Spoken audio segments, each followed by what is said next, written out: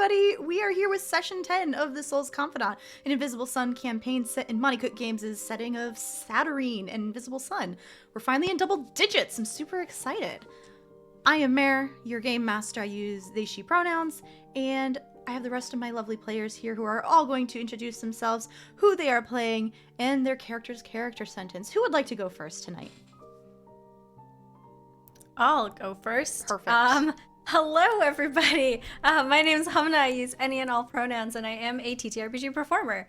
You can find me on Twitter at @shahid_. But today, I will be playing Roshni, who uses they, them pronouns. And Roshni is an itinerant ardent of the Order of Waivers who caught Fire's Eye. And I will popcorn it over to Lillian. I mean April. Oh my god. I still responded without even a second thought. So don't feel bad. Hi, I'm April. You can find me everywhere as April Raygood. And tonight I'm playing Lillian, a bizarre ardent of the Order of Goetic who splinters into fragments. And then I'm gonna send it to Alecto. Hi, darlings. My name is C. I use they, them pronouns. I'm a dancer, digital artist, tabletop streamer. You can find me on the internet. Pie Sharp Art, making variegated art. I am playing Alecto, the Curse Maker, tonight, who uses they, them, or they, pronouns, who is an eremitic, stoic apostate who converses with everything. And I will pass it over to Ishmael, since we're just calling each other by our character names now. As much as I wish my name was as cool as Ishmael, but it is kind of cool. My name is Valiant Doran. I use he, him, his pronouns. I'm a TTRPG performer and GM and variety Twitch streamer. Tonight I'll be playing Ishmael, who is an iconoclastic empath of the Order of Goetics who calls upon the serpent. And of course, I'm going to popcorn this over to Eleanor.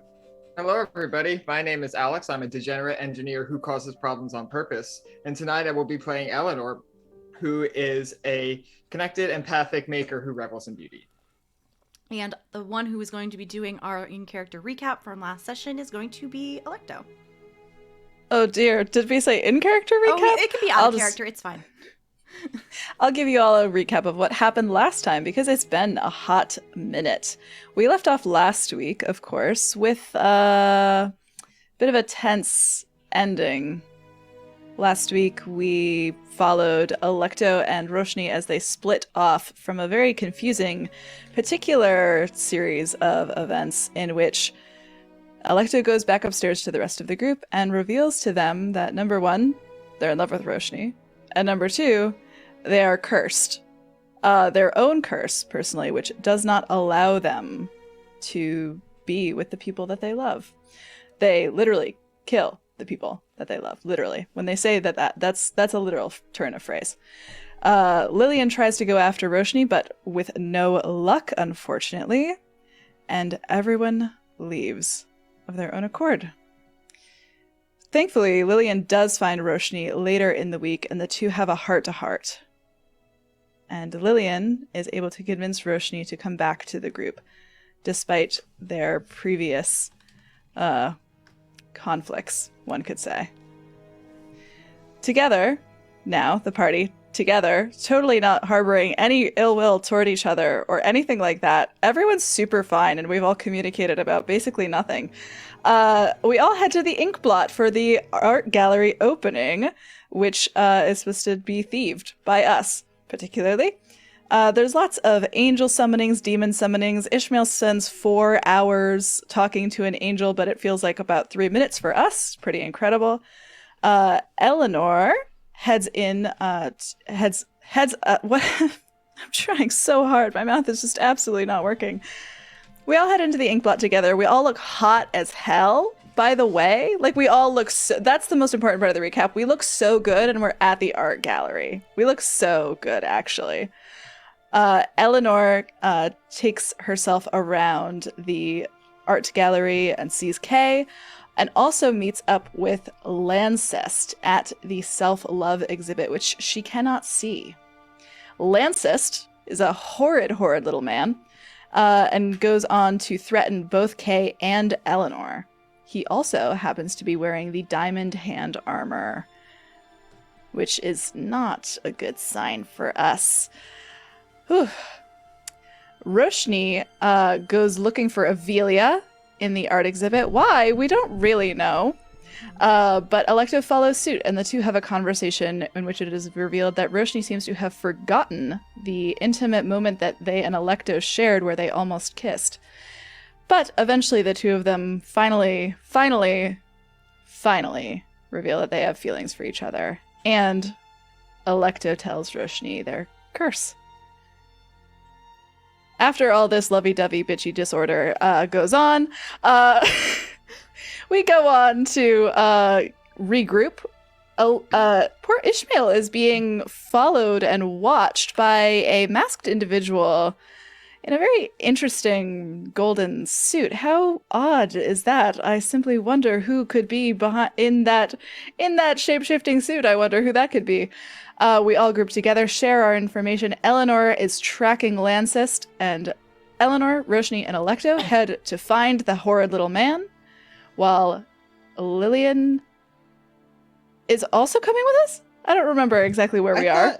I thought Eleanor and Ishmael were going off, and then Lillian and Roshni and Alecto were going off. Yes, that's correct. That's what we're doing. Thank you for the recap, everyone. This has been me. It was really gay, and we looked really hot last time, so Godspeed, everyone. What else? That's the important part. Y'all look hot. As always, I am going to remind everyone that Invisible Sun was made with mature audiences in mind, and the game can include sex, drugs, crimes, violence, body horror, classism, and some degree of BDSM aesthetic. We are all using safety tools and safety cards. However, if you feel uncomfortable, please step away. Your safety is more important, and specific content warnings for our game include violence, depression, strained complicated relationships, anxiety, panic attacks, and self-destructive behavior. Also, if you want to help support this lovely cast, if you put IS tip in chat, you can tip us if you like what you see. Not needed, but appreciated. And last but not least, as we always do, Invisible Sun is when we start off a new game, we draw the first Sooth card. On the Silver Sun, to begin what will be a chaotic evening, Elusive Sleep. Value of 6, vision, swans, blades, and water, meaning futility, worry, stress, and awareness. The richest noble cannot buy sleep. The strongest among us cannot compel its submission. Even the wisest person might lose a night's rest to anxiety. Still, when we're awake, we are aware, and that awareness can be crucial. Blue magic is enhanced, red is hindered, and empaths get a +1 to their ventures. So last session, I asked everyone to give me the general idea of what you're trying to accomplish as you all split off and do what you're trying to do. In Emery and Michael's case, they are going to cause a distraction. The summoned Ivy entity that Ishmael was able to talk into assisting is going to attempt to steal the item at Ishmael's cue. Roshni is going to have a talk with Lancist, and Lillian is going to attempt, also keep an eye on Lancist, but also mostly try and keep an eye on the hand armor. And if it happens to go missing in the meantime, cool. Alecto and Eleanor, I did speak with you in the downtime. Yours are more like standby. So where are you staying? Who are you staying near? So I have a general idea in my head on the map of this place. Alecto is following after Roshni and Lillian, and I think the last thing that they did was they used ephemeron to create an identical diamond hand armor to do a quick little switcheroo if we feel like it. Mm-hmm. And Eleanor? Gotcha. I am sticking next to Ishmael for the time being, just kind of running interference for whatever he might need in the moment. Okay. So you are sticking with Ishmael, and we're actually going to start with Ishmael. The card I pulled for you to see if you can get up to this golden-skinned individual with long black hair, a little taller than you. He has been staring at you more or less on and off the entire evening when you can catch him. I pulled the Imperator for you, and you are able to succeed. So please tell me what happens. How do you get up to him to talk to him? Ishmael, after providing the go to the Ivy as he's walking towards this area, because I'm imagining there are many kind of set up walls to maneuver around the galleries, as galleries usually do, to control traffic a little bit. He kind of like brushes against one of the ivy dangling down to give it the go signal, this entity from the blue sun in which he has summoned, and then kind of just moving with the crowd, snaking between the people and making use of that serpentine aspect of himself and weaving towards the crowd to arrive next to this individual, hopefully from behind them, so that they can't, while they're not staring at Ishmael, be able to kind of snake past, for lack of a better term. That word just keeps coming up, and I'm so sorry. It sounds so intentional, but I promise I can't remember any other word. Eleanor, are you sticking close or are you staying back? I'm staying back. I'm definitely watching intently. Okay. But I'm not about to try to maneuver the crowd or get in conversation with this mystery person. Sure. You would have noticed this earlier. I don't know if anyone else would have noticed, but you would have definitely noticed. Intermittently placed throughout generally the entire gallery, there are these very tall mirrors. Yeah, I definitely would notice that. Yeah, you would definitely notice that. Just letting you know, because you gotta walk around those things. You got a thumbs up tonight. Like, yeah, you look good from your reflection, so. Oh, that's nice. Yeah. It wasn't the only look you got, but that was a new look you got. Yeah, right? Hey, it wasn't being a bitch this time. I'll take it. Yeah, right? But yeah, Ishmael, you are able to snake up behind this individual. I have a question about this particular exhibit, because just as a question of how they function, when something appears upon it, I know that is very, very much personal to the individual, but do other people witness what that individual is looking at? No. Okay. It is individual in the mind's eye. Ishmael is going to... I'm going to be really gay in a moment, y'all. I'm so sorry.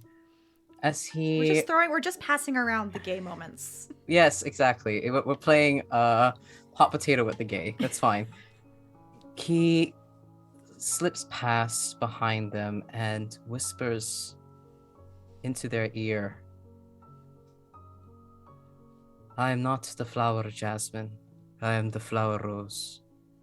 I am not the flower jasmine. I am the flower rose. I am your lifelong admirer, not a friend sitting close." Make me a persuasion check. Can I use a hidden knowledge? You may. Because so happy. Persuasion, that's interaction, Benny. Is that correct? That is interaction, Benny, yes. I will spend that. So now I will make my roll. How many Benny did you use? Oh, I used you could only spend one. up to 3. Just remember that. I need thought of one, so I'm just gonna stick with the one. I rolled a 7 on the die, so 8, 9 altogether, including hidden knowledge. 9 including hidden knowledge, the Bene, and you got a +1 from the card. Oh, I forgot about that. Yeah, so it's technically a 10. When you speak this poem to the person, they actually tense up as they listen to you.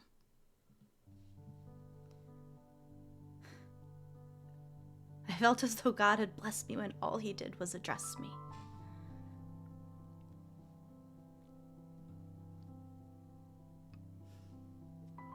Ishmael is going to slip right next to them and brush his hand against theirs. They don't look at you. Mm-hmm.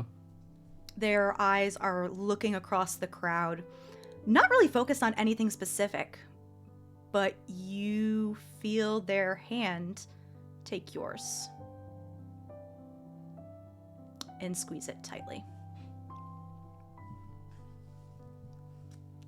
Did you really think that even in a crowd like this that I would not be able to recognize you, my morning star? I tried really hard. I know. You know why I'm here. Actually, I don't. You shouldn't be here. Have I ever been one to listen to what is advised to me? Sometimes when I scold you, yes. Yeah, but you are not the one that... You're at the heart of the matter this time, aren't you? You should really leave. No. I know why you're here.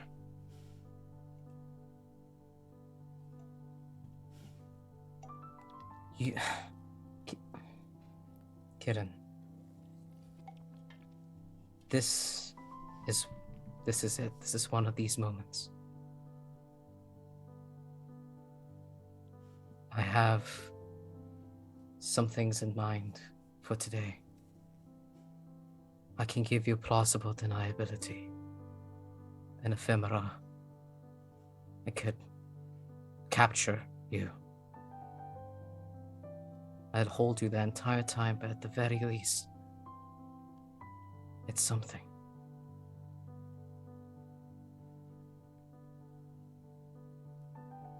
You feel their grip tighten on you, and this face that is not Kieran's face, but it is definitely Kieran. They finally turn to face you, just like, because they're a little taller than you at this very moment, and they look. Ishmael chuckles and goes, "This is a very odd dynamic." I still need to do what I need to do, Ishmael. I was very What? clear in my letter. What if you were caught? I'm not worried about getting caught. No, I mean, what if I stopped you? You'd be getting yourself involved much more. I'd rather be in purgatory with you than not ever. Morningstar, you say that you complete this, all this, and be mine. But you know that's not going to be the case. We won't have peace. I will always be held over your head and you over mine. And at this point, Ishmael would like to cast a spell. Okay. Ishmael would like to cast the spell, my favorite spell, Exiguous Appeasement. Okay. In the hopes that he can pull up a small trinket, because he doesn't know what is going to show up.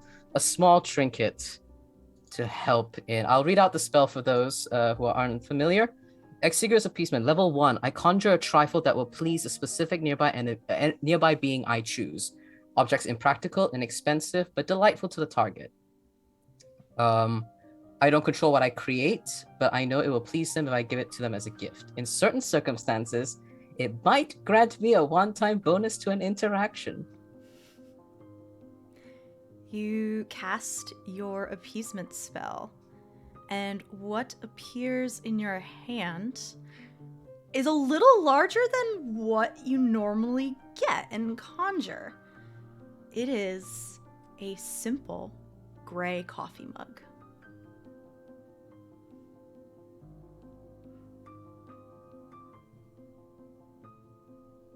What's your favorite color?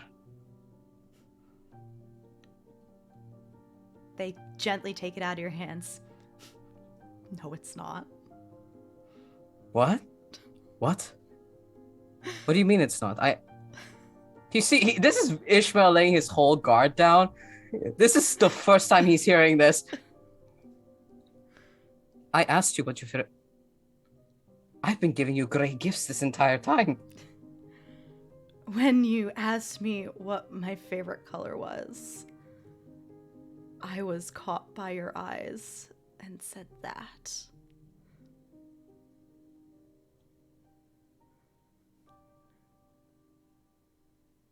And you continuously allowed me to believe that gray was your favorite color. I guess in some ways it is. We really need... Oh, Ishmael clears his throat. He's red and embarrassed. Eleanor eating popcorn in the background. So I'm just in the background thinking to myself, oh, I really hope that's Kieran. Especially seeing like Ishmael slither in and like whisper a poem into this person's ear. Like I'm just standing there. I really hope this is Kieran. This is just someone else he's flirting with. Yeah. In the... Yeah, like you know, they've got a disguise up. I'm still open to the possibility it might not be. So I'm just standing there. It's entirely I hope this is. possible. I hope this Entirely. is working. Would it be that strange if Ishmael's just flirting with a random person? I guess it's not. No, not really. And I still think Ishmael would be pretty effective, even if it was just a random person. But still. Yeah. And yet he was immune to Emery's wiles. I don't know if I would say immune, but Entertained. He leans closer against... He kind of pulls his hand away from the grip, and if Kieran allows, will put his arm over them, over their waist, to hold them. As soon as you let go, Kidden pulls you into a hug. One hand is around your waist, and the other is gently placed on the back of your head, hands and fingers weaving through your hair. Angel Eyes, what do you expect me to do? Ishmael pulls away very briefly, caresses their face. This golden face, this unrecognizable face, yet so clearly Kieran. The eyes are the same. The eyes are the same. Oh, the beautiful hazel eyes. And it will, if Kieran allows, press a kiss upon their forehead. They just stand there for a moment, yeah. And after pressing that kiss and just kind of like holding, like forehead to forehead, looking into their eyes, I want you and I to see what a world would look like when we are aligned. As much as I want that future, how do you expect to fix now? Ishmael is going to, in a way that is so familiar to Kieran, of him being extremely cheeky, he's going to raise an eye up to the ceiling where all the vines are. Use your words. I already said. Plausible deniability. I stop you. I have my own background plans that I would tell you, my love. But I can't lie to you, so I'd rather not tell you. And if you fail? We'll worry about that when we get there. A theft from me is going to be overlooked. A theft from anyone else will not. I know. But if I have you, again, I catch you, capture you. The theft goes as it does. We buy ourselves time. Make me another roll, please. Persuasion. Cool! May I also use a hidden knowledge this time? Or am I only allowed to use it once? It's per check. So what's your hidden knowledge and how many bene are you spending? You still have a +1 from the card. I just used 1 earlier. So right now, if I use another one, I'll have 10 left. So that's 1 from hidden knowledge. And I'll spend 2 bene for this one. Does the cup give a +1? Yes. Maybe it depends on if my GM will allow it. It does. Cool. How many is that? So that's 2 2 bene, from... a hidden knowledge from the card, so +5 to your venture. +5 to my venture. All right, please. Come on, die. Don't fail me now. Don't fail me. I rolled an 8. It might not be high enough, but still. You feel them inhale and deeply exhale.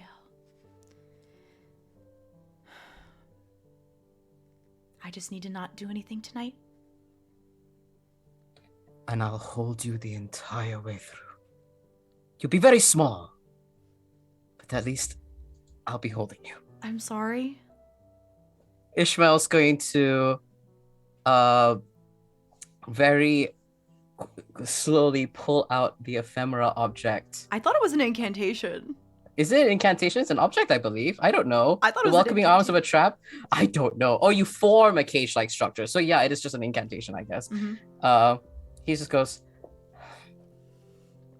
He like pulls back from that incredibly intimate moment and he's like biting his lip, trying to find the best way to describe it to Kieran, and just goes like this. You want to describe what happens?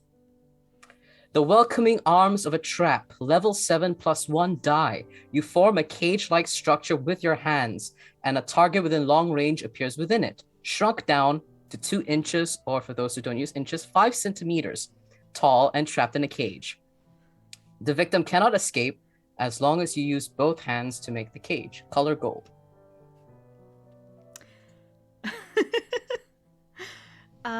What was the level? 7. 7?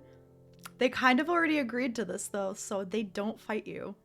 As this unrecognizable but so familiar kitten is shrunk down to 2 inches and is in your hands.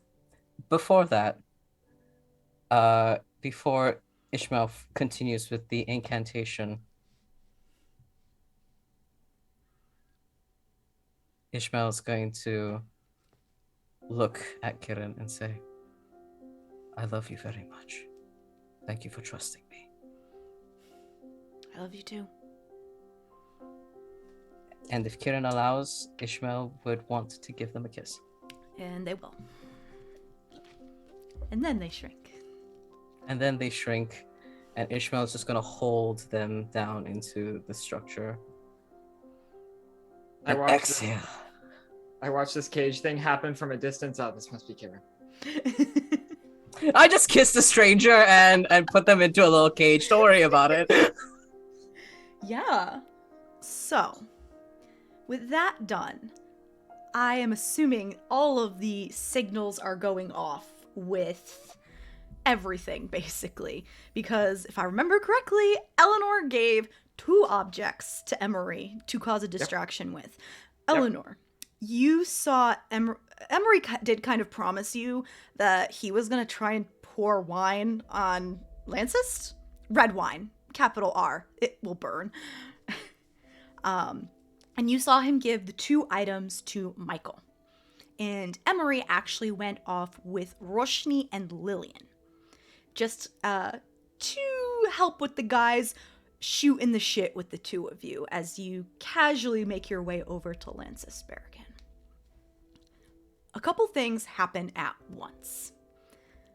First of all, from across the gallery, you all kind of see it like pop into the air what is it?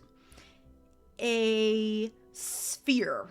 Probably like, I don't know, just a little bigger than a grapefruit. Hovering. And it forms a bright red mouth with human teeth, and it begins to babble incoherently, extremely loud. Eleanor, you recognize the item that you gave Emery. A lot of people are confused and everything like that. The second thing that happens is, I think Ishmael, I think you're going to be the only one that will notice this, is, actually no. Other things happen at once, but we need to go into a action scene because it's all happening super, super fast. So if everyone can please roll me a movement for initiative, that would be great. Are we allowed to add Bene to these rolls or no? You are. I won't use up any. I won't, but I just wanted to ask.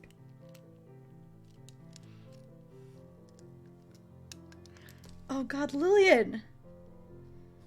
Okay. Roshni got an 8, 7 for Ishmael, Alecto 4, and Eleanor.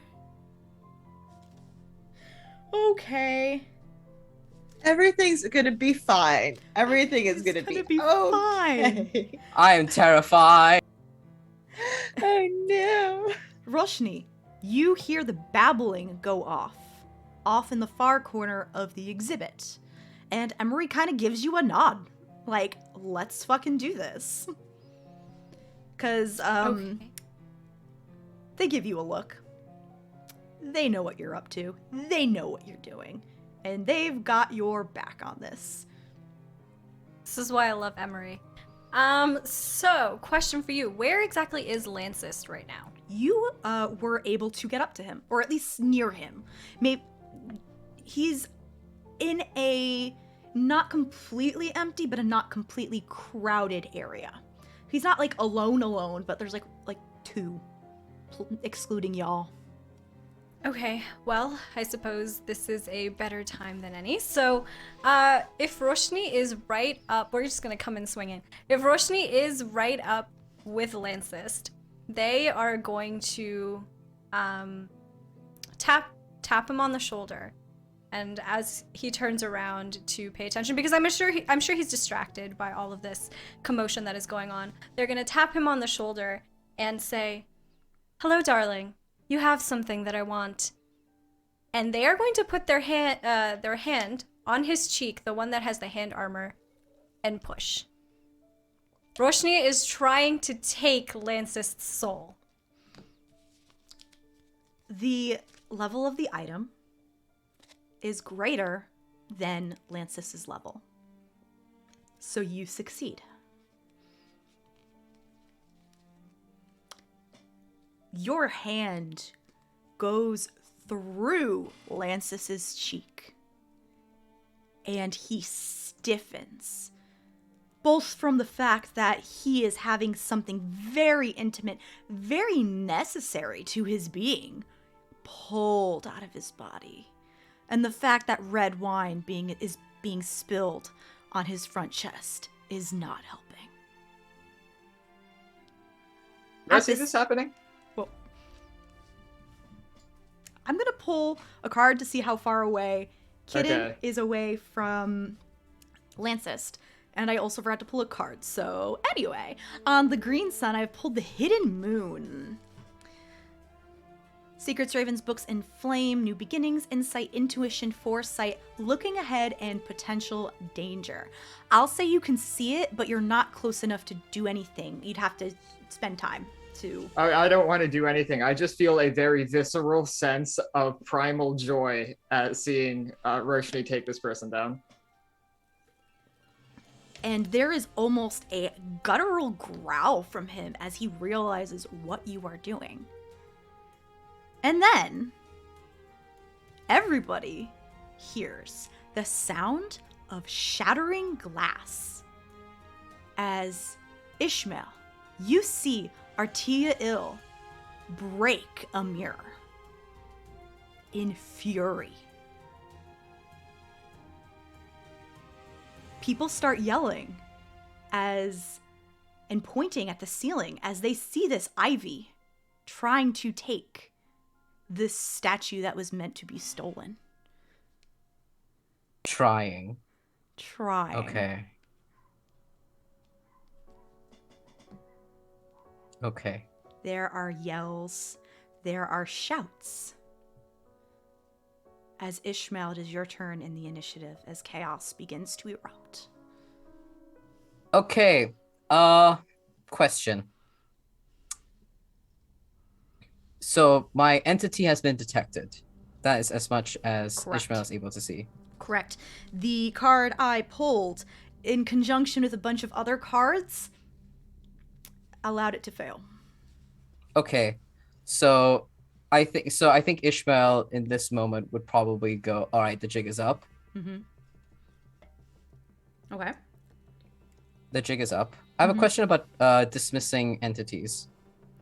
Does that happen when they automatically fail, or because I read in Thief that that's a thing that can happen if they fail, is that they fucking they can't do anything anymore. They leave. This hasn't. I don't remember, but we could say this can be a free action. So, to dismiss. Okay, so Ishmael will dismiss, and will whisper to Kiran. How far am I from Eleanor right now? Eleanor. I would start to approach once I see things happen, but I'm also trying to keep my distance. I don't want to necessarily be associated with anyone right now. Fair. So I'm Fair. getting closer, but I'm probably not within whisper distance of anybody, for example. That's fine. That's fine. Ishmael's going to whisper to Kiran. It is time. I think it is time for us to make our exit. And we'll prepare to move towards the closest wall to the outside. You can use your action to start moving. Yeah, so he'll go towards the closest wall to the outside. Hearing all of this. Alecto. Oh my You said you God. were following behind Roshni, Lillian, and Emery. Yep. How much of all of this? Everything is so loud. Alecto's struggling. How much of everything does Alecto see? Who are you mostly focusing on? They were following Roshni, and I think they looked back, and then the babbling starts, and then they look again to, like, I think they're probably just looking back to Roshni, probably at the moment that the soul stuff starts to happen. Yeah, you would probably have seen him freeze and tense up. You probably wouldn't have heard anything, but furious. A furious face. Oh boy. Alecto, I think, also stiffens, and their head just tips and cocks, and then the ivy fails to steal the thing that we're stealing, right? Mm-hmm. Does it start falling from the ceiling, or like what happens to begins it? Fall and then dissipates into nothingness. Where- Dissipates into nothingness. The ivy. Oh, I mean the object The that we're object is stealing. still there. I see. Okay, here's the. I'm gonna roll to see what Alecto does. Okay. If Alecto is going to hip check Roshni, or if Alecto is going to stealing soul. I thought we all agreed that stealing souls is not what we're using that thing for. Roshni Did we all never forget? agreed. Can't use it for anything else. It's what it's made for. Roshni agreed to You're nothing. supposed to steal your soul back, ho! The fuck, that is not what I gave you that Potato, it's a for. soul. Not what I gave you that for. my God. Oh man, or if they're gonna go try to steal No. that thing. All right, that was a 0. Which means I should make the worst decision I could, probably, I think. Which is that Alecto is going to, we'll talk about that later, I think. Alecto is going to turn on their heel and, like, go for the object that we're supposed to be stealing, because in their mind, we're still stealing the object, like, and just, grab for it and start, and yeah, that's what they're gonna do. That's what they're Okay. gonna do, I think. you can start We're making stealing your way still. towards the object. What happens also is there is a raven that swoops Lancist. Kind of it misses, but it swoops Lancist out of nowhere and kind of does a little circle before landing on your shoulder, Roshni. And that brings us to Lillian.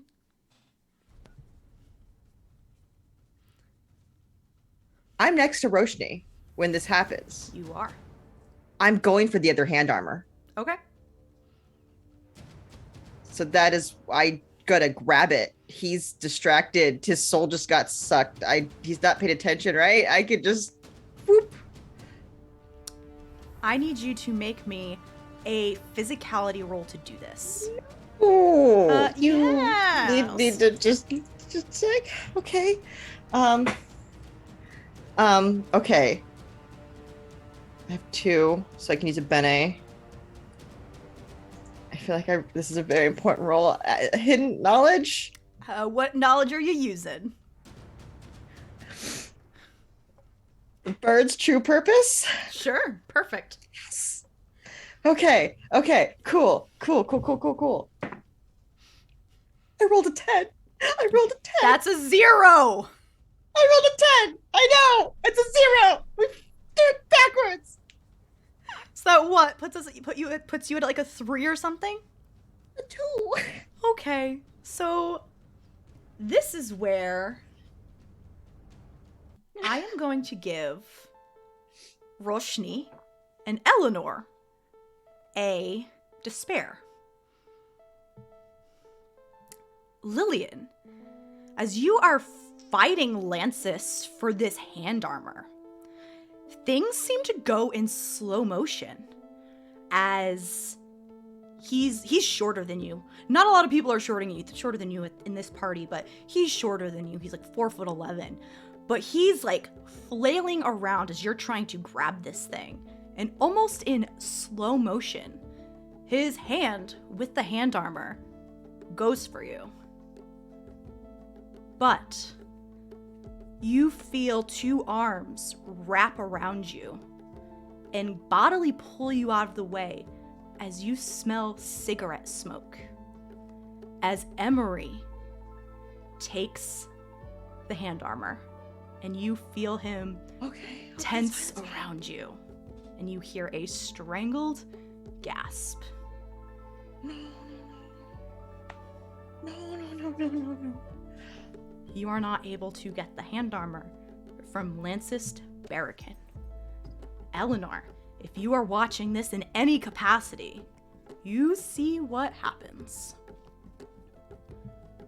Oh gosh. Oh fuck.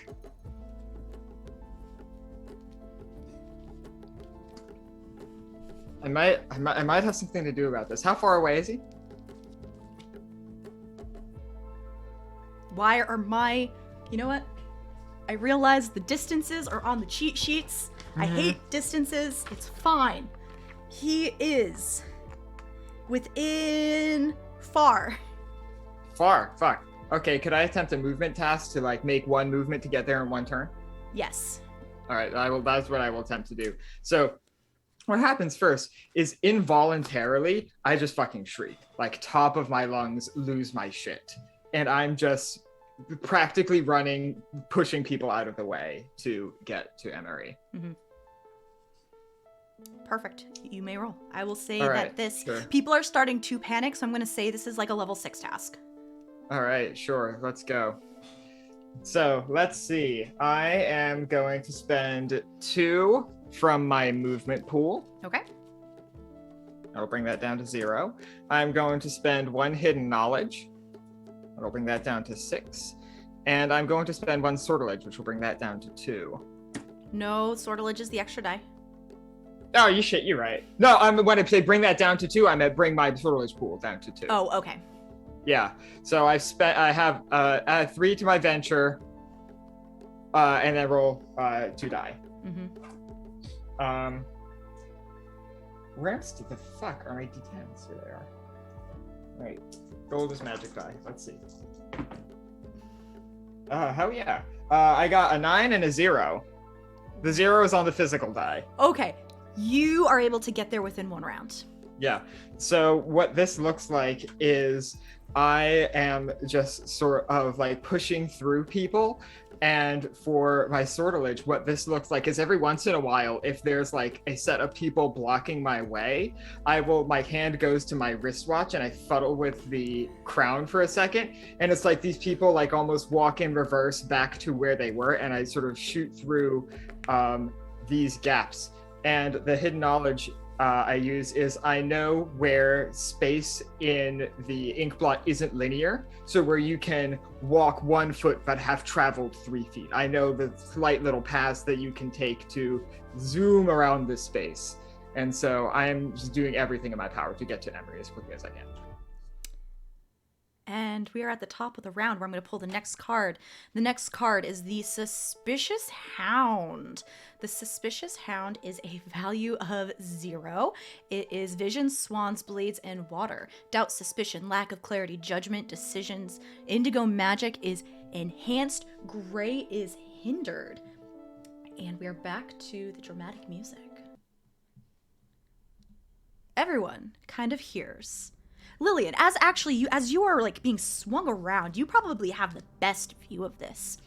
That Artiel, this golden dressed angel that accompanied Ishmael with everyone to the gallery, is looking around furiously around this exhibit. There are multiple eyes and rings and wings just jutting out from them, very much like your typical biblically accurate angel is looking around, and all of a sudden they have a weapon in their hand as well.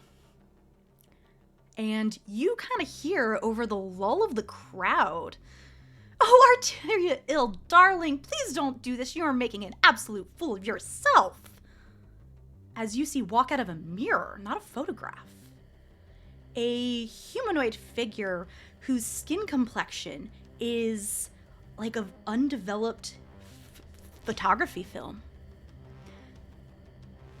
As they wave at this angel, casual, before taking one hand and gently touching a passing guest as the garnet hand armor moves through someone else.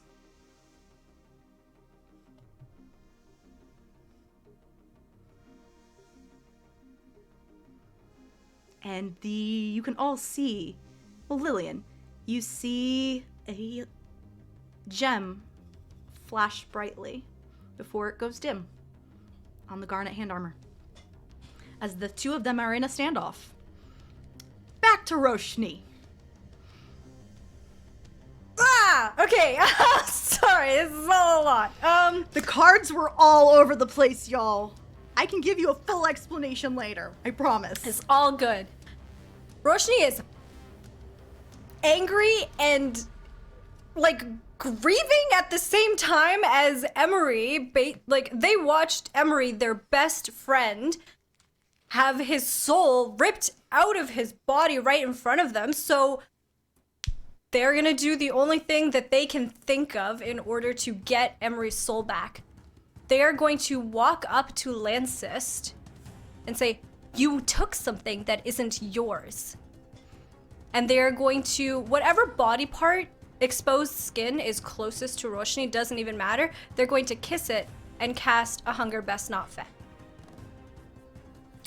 For the audience, this spell makes it so that whoever Roshni kisses turns to dust.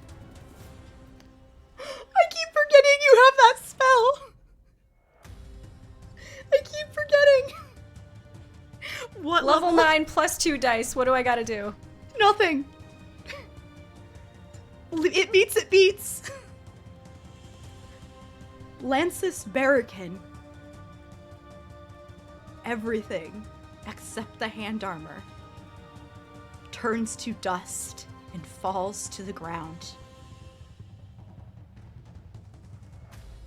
And I think Roshni is just standing over top of these ashes, like heaving, and their eyes are like just the fire inside of their eyes is bursting as if it was going to come out. And I think the way that they do when they get kind of heated, haha, pun intended, there's like sparks flying out of their feet, and the ground is actually starting to catch. I think it's so hot that like things around them is starting to like catch on fire. Okay. Ishmael. What are you doing, buddy? The whole world is on fire right now as far as Ishmael is concerned. I see Artiel. Am I too far away to see Artiel and all this shit happening? Artiel's kind of like on minimum Alecto's height, and they're gold, so you can kind of see them regardless of where you are, unless you're like behind an exhibit or in a different room. Let's say odds you can see them, evens you can't. Evens okay. you cannot. I rolled a 4. Okay, so he wouldn't know that. but he did see. Did he see the Emery Lancist nonsense happen, or no? Or do I just not see anything? Because that changes I'm gonna everything. say since you started running away, you don't see it. Because you started Okay. making your way out, if I remember correctly, right? But I did hear Eleanor shriek. Oh, absolutely.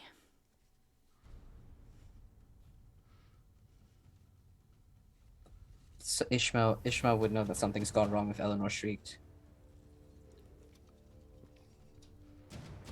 Fuck, Mare, this is so hard. Oh, this is absolutely fucked. Okay. Ishmael, Yes. what is the plan? Let me out if you're.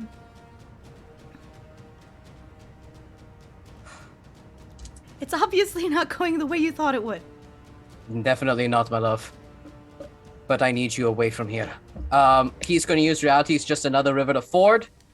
I believe it's also an incantation. Mm-hmm.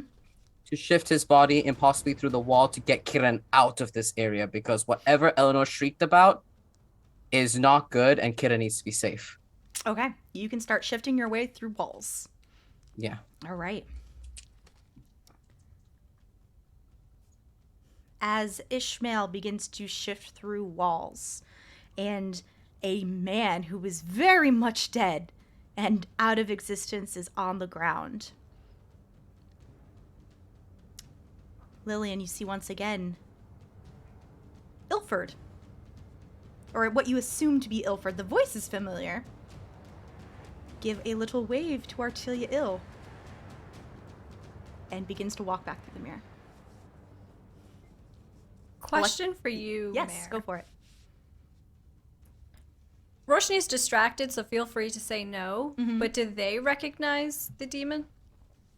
I'm gonna say no because Emery did just. Yeah. Valid.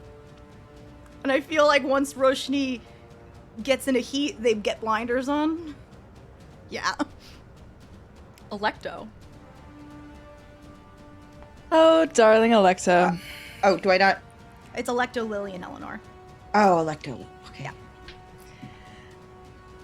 I assume that since Alecto is heading away from this, the commotion with Lancist, that they were heading toward where Artelia Ill and now Ilford are. Did they see I assume they see the garnet hand armor that this being that just walked out of the mirror is wearing? Mm-hmm. Great. They unsheath their cheese knife. I think it's the spreader. It's not even the knife. Yep, they unsheath their cheese spreader, which I would like to cast Myrmidon's strength on the cheese spreader. Okay. Sure. And Alecto is going to get in between the mirror and this demon. Okay. Sure. To kind of corner it with Artelia Ill. Not so fast. Where did you get that? It gives you a smile. Just a nice smile. Lillian. Because your action was casting Myrmidon Strength in this round. Lillian, how you doing? You're... Oh, no. Emery's arms are still around you, and he is shaking a bit.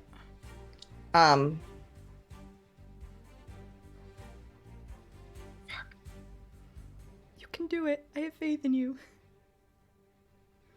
She's kind of... I feel like Emery's not going to be holding on super tight, so I could probably just shake him off. Yeah. At this point, it's more from shock. Yeah. Oh, God. There's 3 things. Okay, cool. I'm going to grab the armor on the ground. Okay, sure. I'll say you can just grab it. And if you'll let me, I'm going to try to put it on and aim it at Ilford. It's a physical thing. Okay. So you'd have to touch them. Not that Lillian would know that, maybe? So if you want to just go pew pew, you're more than welcome to. Iron Man style this. I'm gonna grab it and put it on, and I guess try to run towards Ilford You can to help Alecto. Yeah, you can start making your way that direction. almost simultaneously, Michael, leaning heavily on his cane, is rushing towards Emery with you, Eleanor, quickly flanked by Kay. Gotcha. Eleanor, we need to get out of here. I'm not going anywhere. You get out of here. I'm not going anywhere without you. I'm not going anywhere without Emery. Michael pipes up. I can help. I'll help Emery get out. I will. Then I'm coming with you. Fine. And Michael kind of helps Emery up. Can I ask a quick clarifying question? Sure.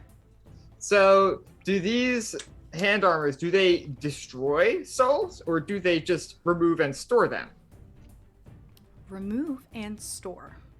Okay, so in theory, now that Lillian is in possession of one, we could replace, or at least we know where Emery's soul is, and in theory, might be able to extract and put it back. You'd have This to is why check I to killed the man. To make You'd sure have we to had check. the hand armor. You'd have to check if it's still there, because there are Well- uses for stools, yes. Sure, yeah, but I at least know that it wasn't like just destroyed in that one instant. That you theoretically know of. Okay, gotcha. Is it my turn? It is. Okay, fuck. Michael and Kay have joined all y'all. You know what? Okay, so I see Michael is carrying Emery, right? Helping. Not, Yeah, so- not actually carrying, but yes. Yeah, gotcha. This will help. I reach into my bag and I pull out like a small, like almost like a red pen. And I sort of jump to the side, sorry brother, and I draw like a little dot on his forehead, and I would like to use my mouse mark on Emery. Does he turn into a mouse? He does! Oh! Ink that looks like a mouse when applied to the flesh. You transform into a mouse. You're small and fast. You cannot use any of your normal skills nor any of your spells. If you take damage, you return to normal. Otherwise, this lasts until the sun next ends. Emery's turned into a mouse. And is immediately scooped up by Michael. And kind of like put in his little breast pocket. Top of the next round. Wait, can Sorry, I go get ahead. 1 second? What? Yeah, I was just gonna say that after doing that, I like look at the pile of ash that was at one point Lance's Barrack, and I just like shake my head. Even in death, you managed to take from me. And that little blip in your head where you were able to keep an eye on him, gone. Yeah, well, As it should be. as it should be. Top of the round. Apparently my game's my favorite card in this entire fucking Sooth deck. The Vizier. Value of 0. Notions, cats, clocks and wind. Manipulation, sycophant, power, influence. Nemesis card for Ardents. Ardents get a -2 to their ventures. At this point, I think that I'm going to give everybody a despair for this. And you all hear the sound of a winding film, like just completely going like you would find in a movie theater, just like going and going backwards before Ilford just turns into film and yeets off in a million different directions. And that's where we're gonna call that. The group is still running around, all like the patrons and everything. A lot of the thought forms now in disarray due to the fact that their boss cannot be found. And Kay looks at you for a second. Eleanor is like, I have to clean stuff up here. Can you be safe? Yeah, I think so. If you'll allow, he will pull you into a very quick, tight hug Yeah, definitely. and give you a kiss on the forehead. Go. get Emery out of here. I'll try and cover for all of you. All right. And Kay walks off. Ishmael, where do you end up going as you go through one of these walls? I asked to be in a wall that Ishmael would know would be directly outside. So Ishmael, would that be possible with this incantation of the ephemera? So if you recall correctly, ink blot is in a photograph, in a painting. Cool. I thought as much, which is why I So- was really confused. Who knows how that works? But Yeah. when you go through a wall that doesn't you have to go through a couple walls, let's say it this way, because you end up like in a Okay. back like catering room, like a couple private quarters before eventually making it to an outside wall.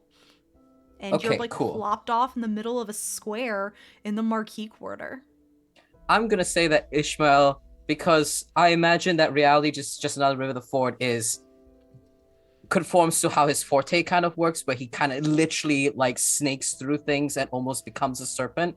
And when he arrives on the other side, his serpentine form gets lost and he just tumbles head first and rolls over, and he's still holding on to Kiran this entire time. Kiran, are you still here? You can you're holding a little too tight. Oh, sorry. You can let me go. Can I let you go? They don't answer. Yeah, I thought as much. We both can't lie to each other. It's very inconvenient for the both of us.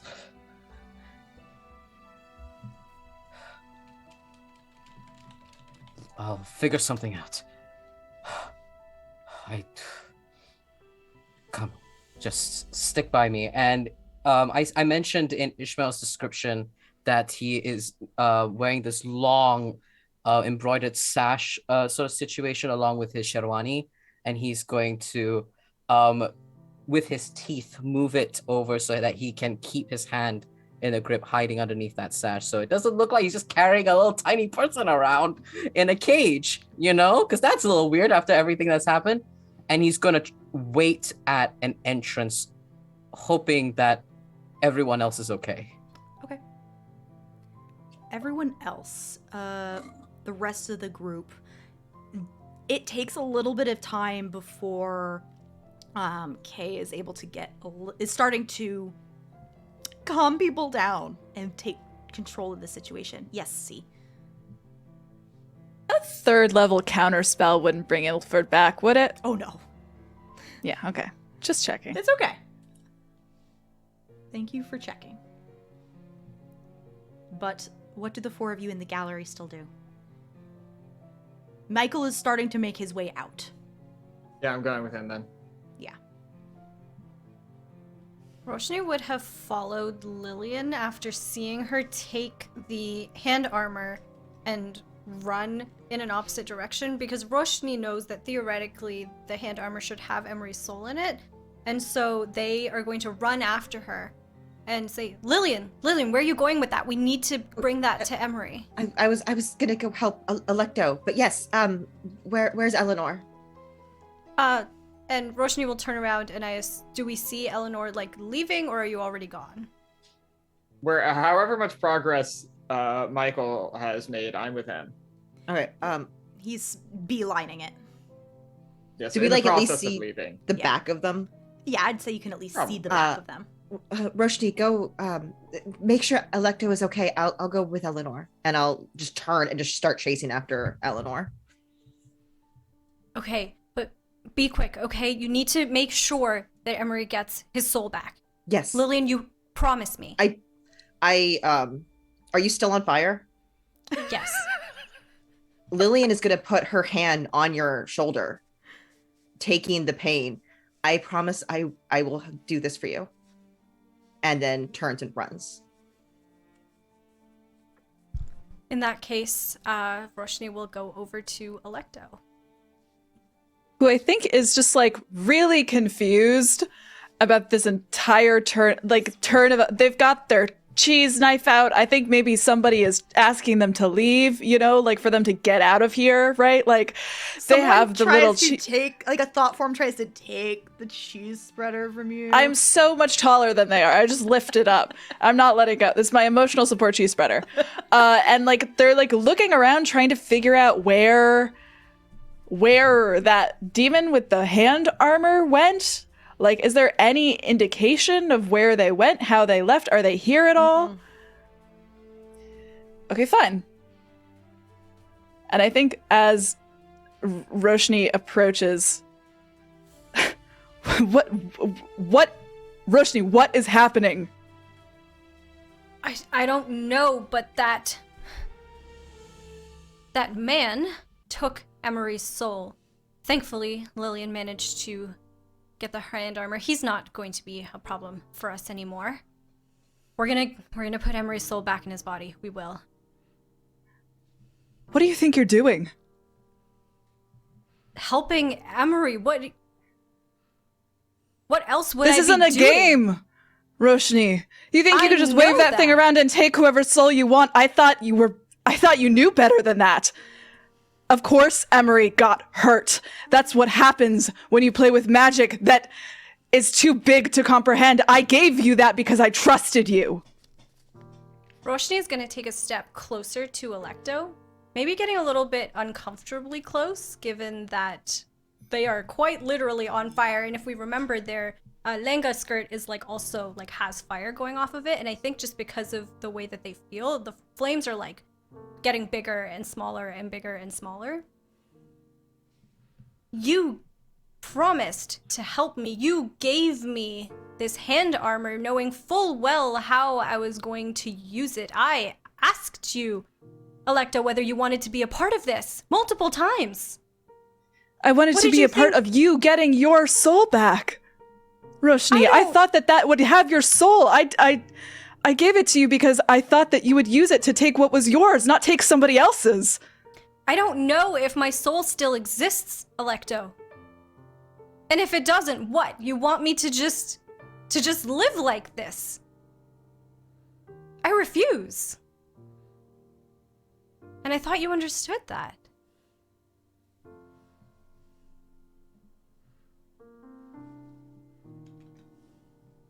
I don't really understand anything anymore.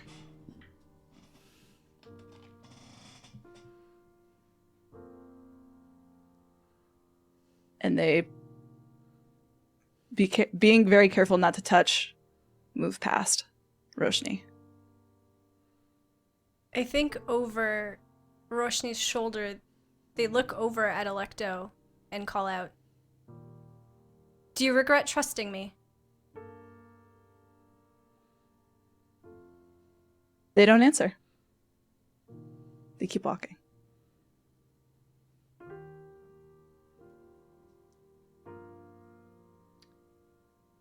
The big question is, Eleanor and Lillian with Mousery, Emery Mouse, and Michael are leaving the gallery. Alecto and Roshni, you gotta leave the gallery at some point because you can't get home if you don't. But do you stick around or leave? Alecto is trying to find the rest of the group. Okay. Alecto, Eleanor, Lillian, you do see Ishmael outside. What about you, Roshni? I think Roshni would hang back just a little bit because they don't want to follow after Alecto so closely.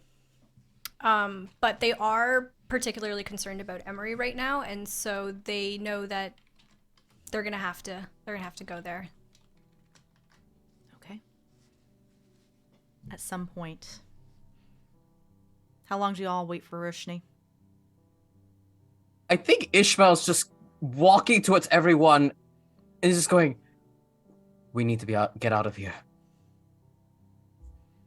What happened? What is going on? I don't know, but we cannot remain here. Let's go somewhere where we can actually talk about this. Not here. We need to take Emery to a safe place now. Does Emery look? Well, I guess Ishmael doesn't see Emery, does he? Nope. Where is he? I hold up a small white mouse. I'll ask questions later. We need to get his soul back into him. And I'm going to hold up the other hand armor that I found, or I grabbed. Lillian, come over here. And he's gonna gesture to his sash for you to get under it Eleanor, with your hand armor. you would be the first. You're the person most familiar with the Marquis district. You do hear the sounds of in tandem marching of the pristine guard coming down the street. Oh, fuck.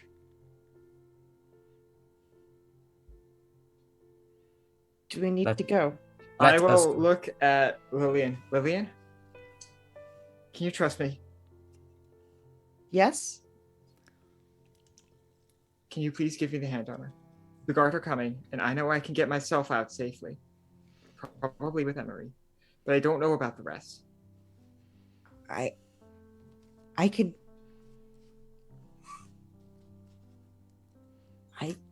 also... She's just going to hand it to you. Sure. Does anyone have any ideas about how to deal with the guard? I do. No. And Oh, please tell Alecto, me it's not fighting them. Alecto unsheaths their sword, which is now, they're outside now. They Alecto. unsheath their sword. Yeah, because you hit it in an alley. That's right. I did hit it in an alley. Fuck. Alecto, Alright. Alecto, my dear, please, let's go, please. I have... Fuck. Can we I'll run? buy you some time. You don't know No, why I they're run. here. There was just a fucking thievery, so you don't know if they're. We Never can mind. just run. It's fine. Alecto, fine. Let's just come run. with me, please. It's fine. Hurry up then. But Alecto does not leave the front of the gallery until Roshni has come out. Ishmael's gonna look directly at you, Alecto, and go, I better see you, okay? After this. You feel Promise. like you feel Kitten, like kind of like on a jail cell, just like shaking your hand, like let's go. Okay, all right, let's go. Lillian, come, let's go. Okay.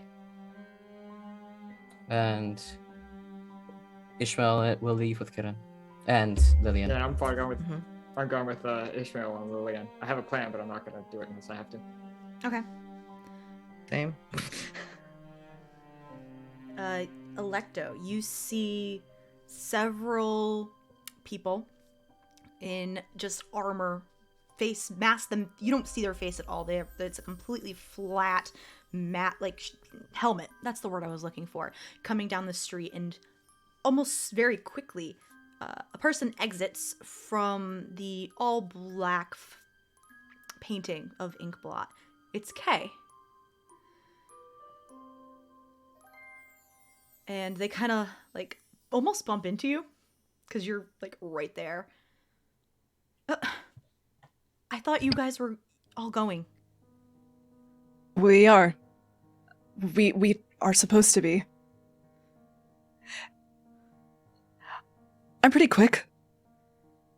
I can outrun them in a different direction if you need. I'll talk to them. I'm sure some of the other patrons called on them because of the commotion. But you with the sword here is not going to do anything for your case.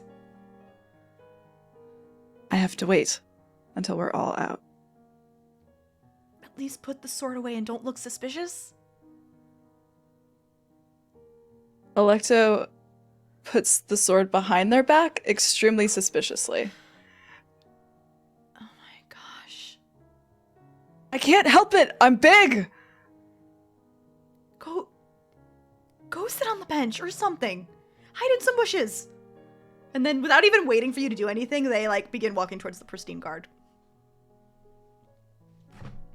Alecto, I think, leans against I think they try to like stand behind the canvas, sort of, but like their feet and their shoulder are like definitely poking out. Oh yeah.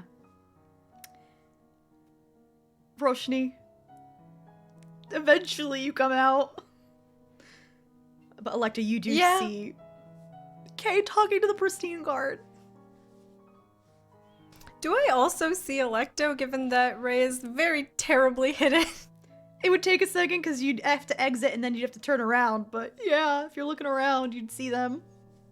I think they would be, because they would come out, like, assuming that they would find their friends, and upon not seeing anybody outside, they would, like, start looking around. See Alecto very poorly hidden. Sigh. Walk over to them. And without looking at them, just kind of, like, next... Like, I imagine, like, if you're, like... It's kind of, like, in a corner. If you're, like, on one side of the corner, they're on the other. They kind of, like, put their back to the canvas.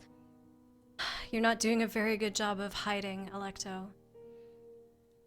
I have never been good at subtlety. No, clearly not. Where is everybody? They went this way. Everyone's running around, yelling really loudly. Is Come on. Emery okay? I don't know yet. Come on. Okay, just take me to them. And Alecto will follow after where their friends went. Okay. I think we're going to take a break a little early, if that's okay. And then we'll hop back in. Okay, everybody. So everybody, please stretch, hydrate, pet your pets, and we will be back in like 5 to 10 minutes. Bye.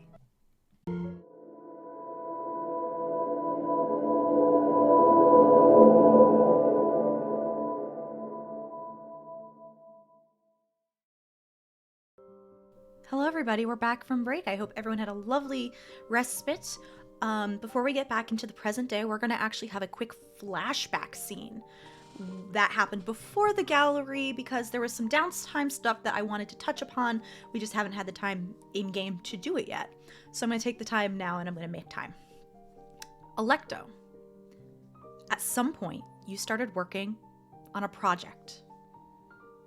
You want to tell us what this project is? Or what you're starting to do for this project. And where you're doing it. Yes. This is after Alecto has kind of come back to their shop.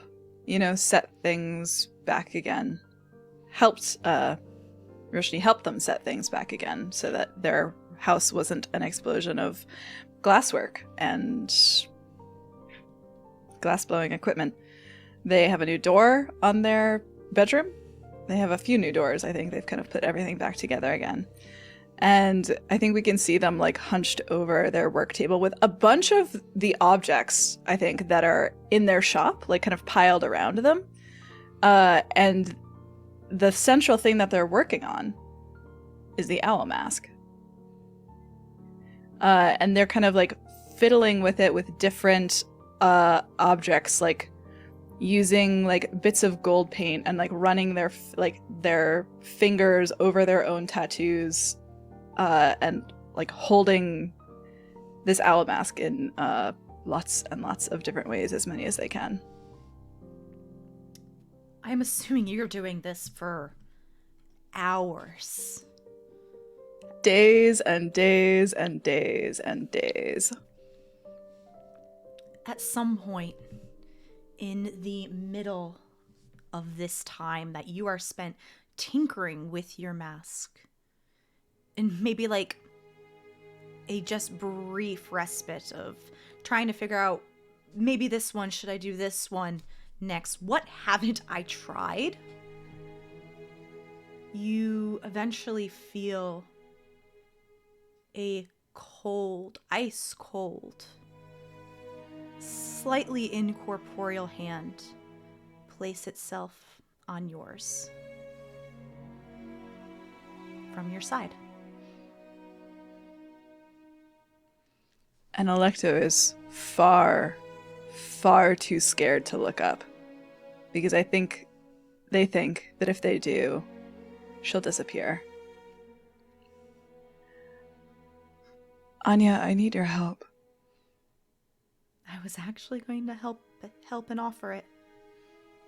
I know what you're trying to do. I want to make it work this time. Some of my memory has come back. I want to help you make it work. I'm sorry that it wasn't right for you. For us. accidents happen. That's all it was. It was an accident, Alecto. I know. But I can't make the same mistake twice. Not when the stakes are like this. It'd be a shame for that light to get snuffed out.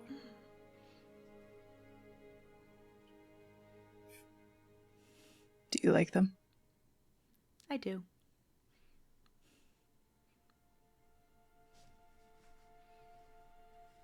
Thank you. You two are a good influence on each other.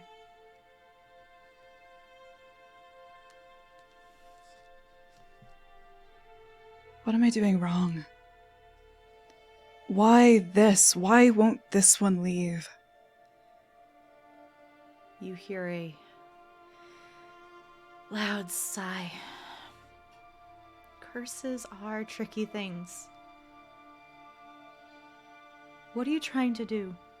Exactly. You trying to get rid of it? You trying to change it? I'm trying to do anything. Anything to know that I can change it.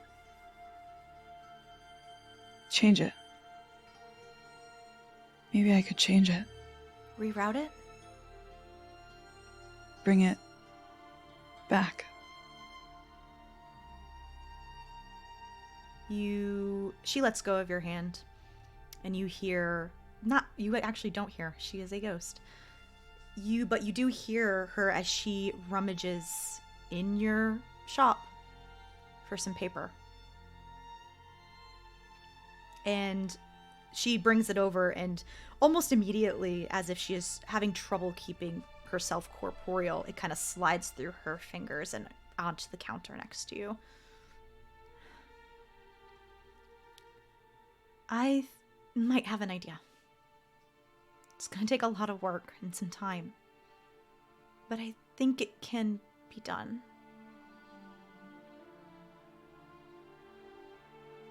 I really wish I finished our mentorship. I have so much to learn from you still. There's plenty of time.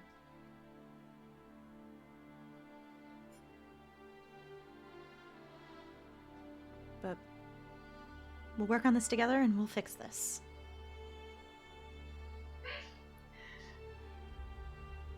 I'm afraid to. Are you really here? I've been here the whole time.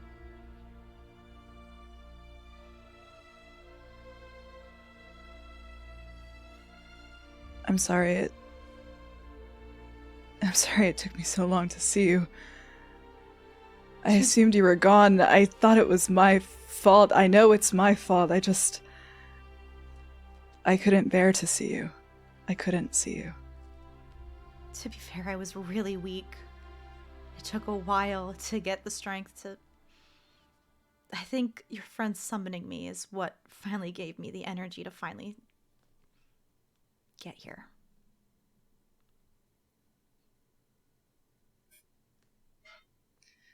I will be indebted to him for my entire life. He's also a good guy. All your friends are. My friends. I'm glad you have friends. It was You're always telling heartbreaking me to go out and get friends. It was heartbreaking watching you doing the same thing day in and day out.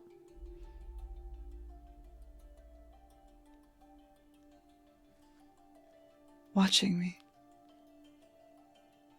And Alecto looks at the owl mask. Watching you like an owl.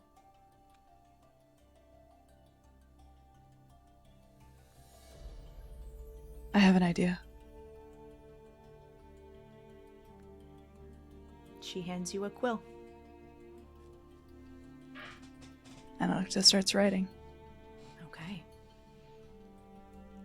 We jump forward back into present time.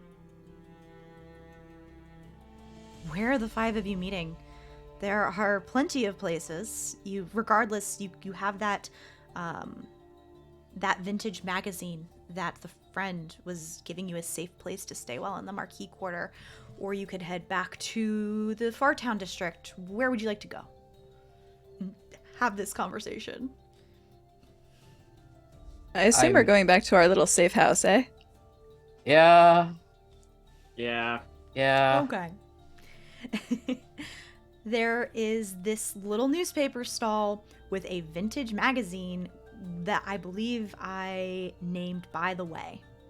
And that is the entrance to this safe house where you all met before going into the gallery.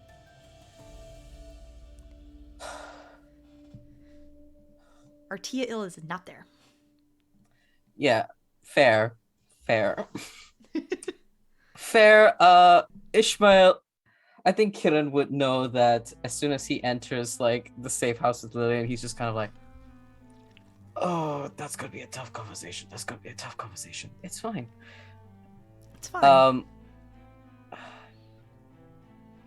I have a friend you have not met. And as soon as he says that, he's like, my love, Lillian, could you help remove the sash for me, please? There's someone you need to see. Starts helping. And in his hand is tiny little Kiran. Which does not look like Kitten. Did you kidnap someone? I think it's Kieran. Can't be sure though. She's gonna like kind of go down and like eye level. He's changed since the last pictures I've seen. As you get closer, this person stares at you. Is that you, Lillian? Yeah. Yeah, yes. You got so big. You've got so small. Like, this makes no sense because last time I saw you were like 10. A lot has... I don't remember anything from before. Do you know why? Quick question, is this conversation before or after Roshni and Alecto get back? This is very important. Are they back yet? Not yet? Okay. Okay. Perfect. We have a lot we need to talk about. But Eleanor, is Emery okay? How do we do this? Not Yes. sure yet. Ishmael, Can I begin? Ishmael, let me go. Can I? They don't say anything again. Lillian is going to look at baby Kieran. Please, do you know how to reverse this? I know you know how these work. Help us. They look over at Eleanor with the hand armor, and if you're not holding him, Eleanor, Michael is holding. I'm holding. You're both holding of him? them, the Okay. hand armor and Emery. Emery is more or less like curled up, nose to tail in your hand. Mhm. Very dejected. This is, Mhm. you've never seen him this low energy. I mean, he's also a mouse, so But even the fact that he's a mouse, you still Yeah. very low energy. mhm. Unless it was used, the soul should still be in one of the gems, the larger ones. It hasn't been used yet. Are you sure? Have you checked? Yes. Had it. He used I mean, it and then died immediately. He Yeah. could. I picked it up as soon as he passed. There was no chance to use it. Wait. What do you mean past? Who? Okay. Um, After Never mind. taking his soul, Roshni disintegrated him. But we have the hand armor, and we can get Emery's soul back, Mhm. and that's what's important right now. I'm gonna pull a card on Don't whether do that. or not Just it say was it works. consumed. Because If originally, it was, what was go that? ahead. What was that, Alex? I was just gonna say, if it was only used once, why would it be? Because it was Consumed or a used GM otherwise. intrusion. That's why I'm going. That's what I'm going based off of. Okay. Because originally I wasn't gonna have it be back, but card. I have pulled the jackal. Ah, fuck. Oh, It's fuck gone. off. That means souls come back to their original owner's card. It's Let so me see what it says, because amazing. jackal is a nemesis card, but it does have some interesting meanings. Intimidation, power, ruthlessness, dark magic, and necromancy. No, that's helpful. That's so helpful. Dire Omen. All the gems are dark.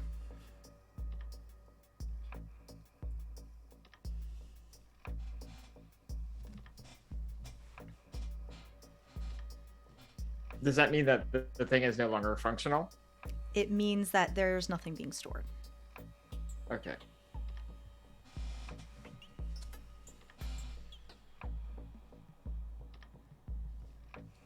Get Can in this with Is be this a good- when we get here? Yeah, sure. Yeah, I feel like this is a good time for Alecto and Roshni to arrive. Ishmael's gonna like bring the cage up to his face and he's like, Kitten, what does this mean? If none of the gems have magic shining in them, it means they're not in use. But what does that mean? Does it go somewhere? Can we retrieve it? Is it in a different sun? I never use any of, but they can be used to restore magic and stuff such like that. There's a bunch of uses for souls, from what I understand.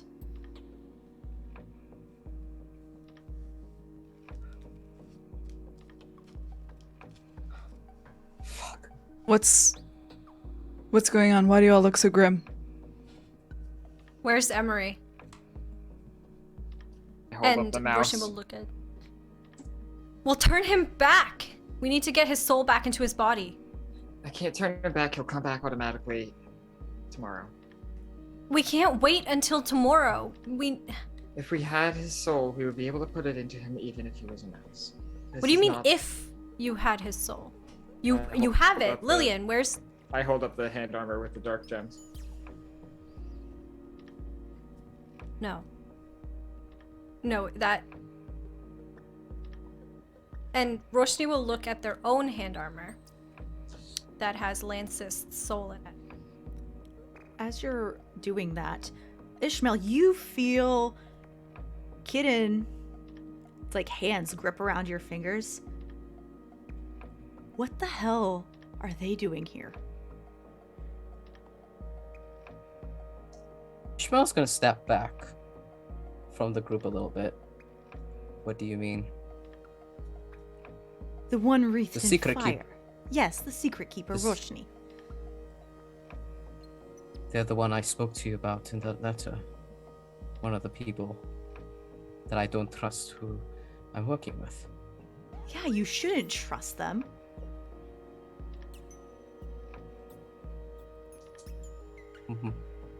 Morningstar, what aren't you saying? Roshni paid me a visit several weeks ago and more or less threatened to hurt you at me.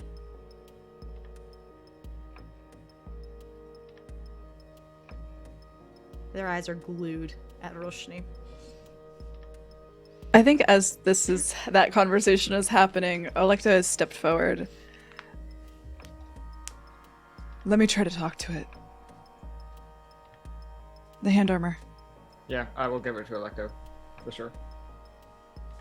Alecto is going to hold the hand armor, and I would like to use my level 5 Forte ability, Object Affinity, which grants me, all the other things I can speak to an inanimate object. It is going to grant me affinity with this object, and my actions with the object are enhanced by +1 die. Okay. And I think Alecto is going to hold it.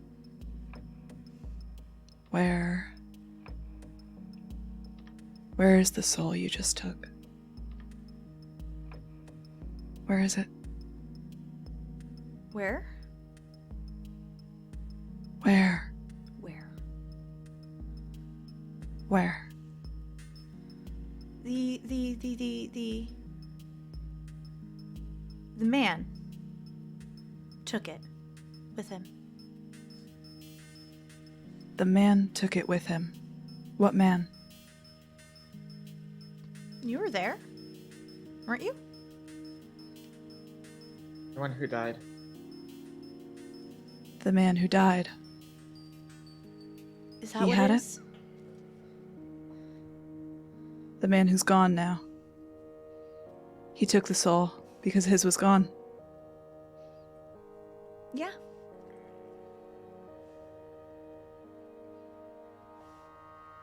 We can all hear your side of the conversation, correct, Alecto? Yes.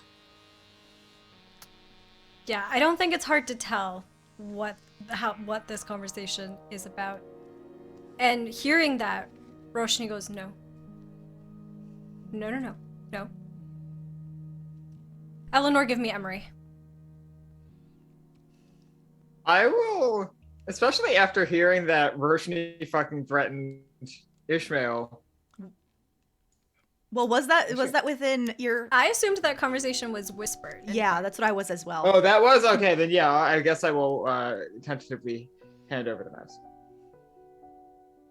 Mayor, Yes. I would like to attempt to take Lancist's soul Mm-hmm.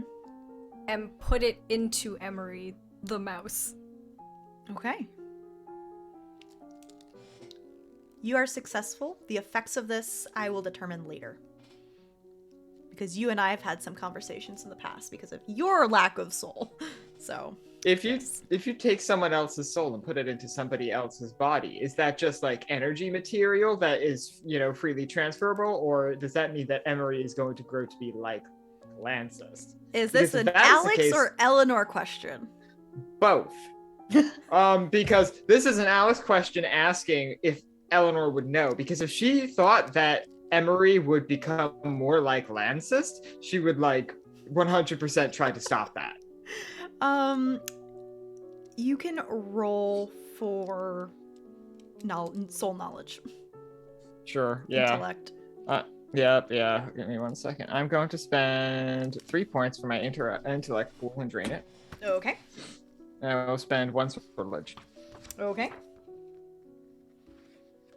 So your venture is +3. +3 to die. -1 from the Nemesis card. Ah, shit. Yeah, you're right. Then in that case, I will also spend a hidden knowledge. Okay. And my hidden knowledge will be that I have done some work with souls, or at least I am familiar with people who do work with souls because they are power sources for magical items. So Yes, I've done they are. a little bit of research into this topic. Yes. Oh, hell yeah, double 9s. Holy shit. Yeah, you know some knowledge about souls. You know that its main source is a power source, but however, souls being interchanged isn't super well known. You know in general that each person has their own connection, a secret soul basically, with its separate allegiances. So you don't know 100%. You do think it would definitely help though. Gotcha. If it's compatible, you're not sure. You don't think that he would become like Lancist, though. But Gotcha, the other okay. implications of it working or not, who knows? Gotcha. Then I will I will let that happen as a temporary fix because I'm also getting other ideas. Yeah, Roshni's just holding Mouse Emery in their hands after having transferred the soul over and is just whispering to Emery, I'm so sorry. I'm so sorry. I didn't know that he took your soul immediately. Emery will nuzzle your hand. And then also look back at everyone else. Mostly looking at Eleanor, too. Mayor, Mm-hmm. may I request a card for how Ishmael's gonna react in this moment? Sealed door. Value 7, Secrets, Ravens, Books, and Flames. Delay, inaction, barriers, unchanging.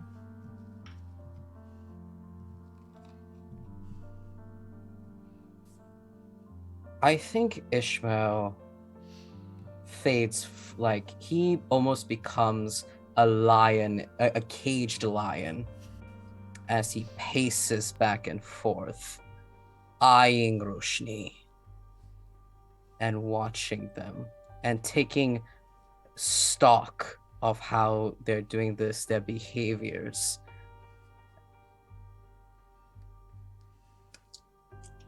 Just cage lion walking and pacing. If I may, the information that you get from watching Roshni is you have never seen them like this before. They have never allowed themselves to be this vulnerable in front of you or anyone else here other than Lillian. Like, they are genuinely extremely upset right now. And there doesn't seem to be that same kind of like carefulness to their words or to their movements or to their actions at all. It's as if they are operating on pure instinct, and that's different. That's not something you've experienced in interacting with them. The cage lion walking continues. Ishmael has never seen more calculating than in this moment. Can I step in front of Ishmael for a second? Mhm. Yeah, so like kind of like as you walk to the end of your sort of route and you turn around, I will like step in and see you turn around and there Eleanor is. And if you point, I will tentatively put a hand on your shoulder. Ishmael? You can He summon looks at you. ghosts, can't you? It is within my purview, yes. I will look towards the hand armor into Emily. And in that case, maybe what happened tonight is a temporary fix that we can look into more later.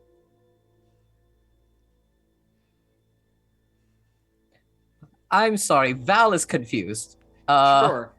Yeah. So Plan. if Lancist took Emery's soul and he died, he's going to the Pale, right?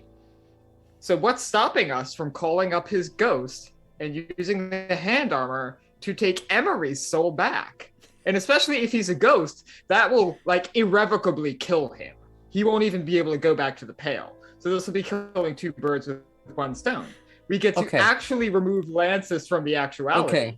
And we get Emery's soul back. Eleanor's suggesting something brutal. Oh, yes. Yeah, can I just say that Eleanor's hate of Lancist is extremely amusing. Oh, yeah, it's great. Eleanor. How soon would we need to do that? I don't think there's a specific time limit, so.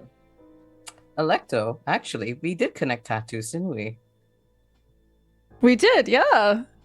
Mayor and Alecto, if I may, while this conversation is happening and Roshni's having a self-reflective moment, perhaps, I hope, in understanding and reflecting about cause and effect, preferably. I'm just saying. Anyway, while this is happening, Alecto, if I may, I think your tattoos, when you connected with Ishmael's snakes before, you see snakes appearing upon your tattoos, and their fangs are bared and they're hissing. And Vasuki, the black snake, is winding himself around the cage protecting Kiran. You can't keep me in here forever, Ishmael. I know. Let me think. And the white snake comes up to his face.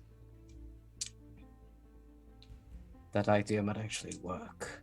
And as soon as he says that, he will release Kiran.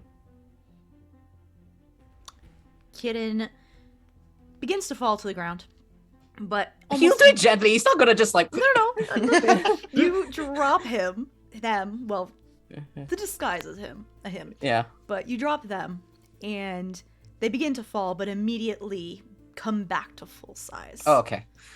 And before anyone else can do anything else, they pull out something from underneath their shirt.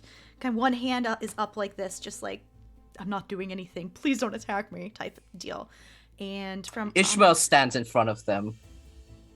On a necklace, there is a key. And what they do is they lift their head up, and as they bring the key to their chin, a keyhole appears. They insert it and turn it, and their face melts back into what most of you have seen in photographs. Kiran, They're messy dark hair and hazel eyes and tan skin. They I shrink see this about a and- couple inches. I see this, and without explanation, I immediately walk to my workshop. Like you're gonna leave the marquee I'm quarter. leaving. Yep, dipping out.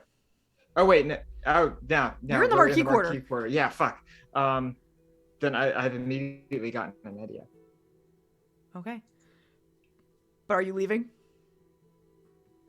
Or not yet? No, not yet. It's not worth it. Okay. First thing they do when they're back to full size is they walk over to Lillian. And kind of look like they're about to hug you, but hesitate. As soon as Lillian sees Kieran in real life, and he comes up, she's just going to kind of collapse into him and just start crying. And they put one hand comfortingly on your head. It's okay. It's okay, Lillian. I'm gonna hold you. I think as a brand new person appeared out of nowhere, Alecto had halfway drawn the dagger at their hip. Put it back as they realize it's Kieran. They recognize the photo. They see Ishmael. And I think they had been looking at him. They were watching everything with this very, very quiet, stony expression, I think. And just really and then their gaze shifted as they felt the snake kind of royal over the back of their neck, I think. And I think as this moment is happening with Kieran and Lillian, Alecto shifts, walks kind of over toward Ishmael.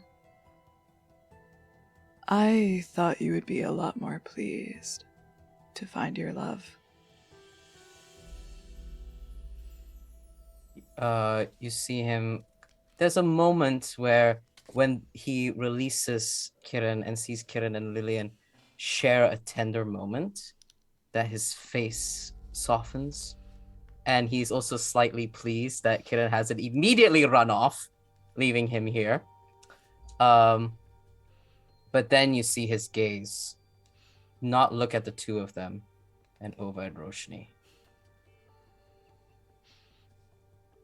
I learned something very disturbing. And as he speaks, it is echoed by hissing. You could swear that you see white snake serpentine fangs appear on his teeth. Ishmael, what's going on? I have been... You see him, he kind of leans closer to you.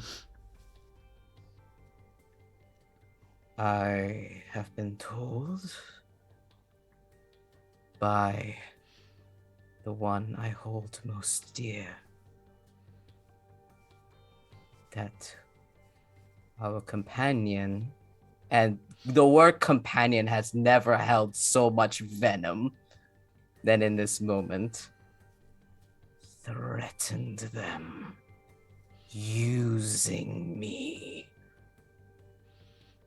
And you see the black snake tattoo grow larger. The white snake tattoo is nowhere to be seen. Just the black one. Snaking up towards his face. Mouth connecting to his and moving their mouth in tandem.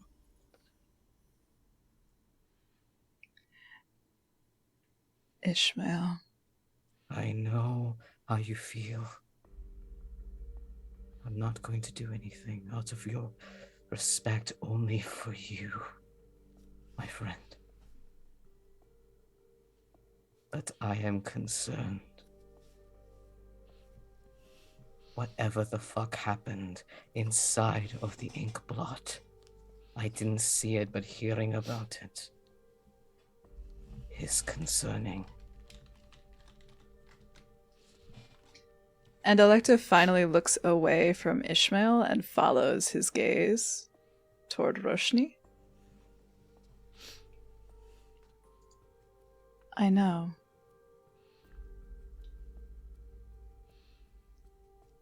Ishmael, grief is a funny thing.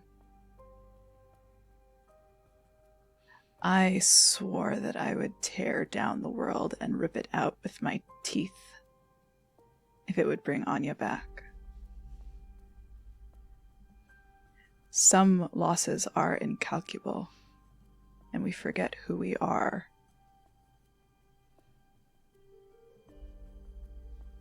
I'm working on it. Please give me time.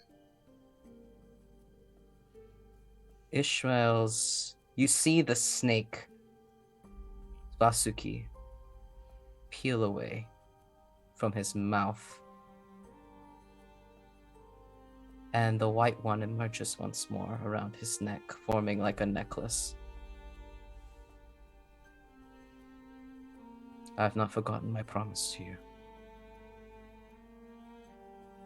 I am your friend. You gave me time, and it was what I needed. If we give Roshni time, perhaps it is what they need too.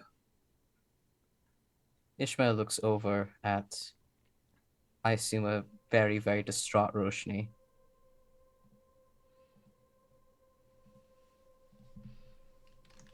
They're going to have to learn to see that the world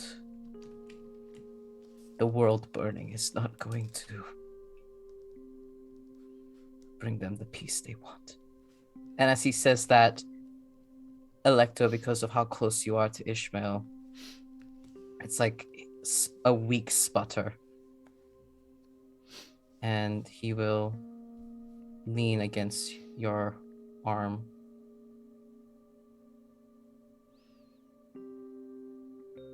Do what you must. I'll try to see if I can help Emery.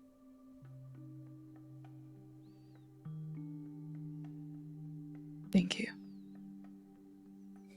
And Alecto puts their hand on Ishmael's shoulder as well to kind of steady them. Mir, can you pull a card for me? Fuck, please. I hate this. Sure, I have pulled on the red sun. I have to go all the way up to M. I have pulled the misremembered dream. Value of 1, meaning mysteries, rats, mirrors, and stones. Meanings: confusion, mistakes, change in identity. Blue magic enhanced, red is hindered. Stoics get a +1.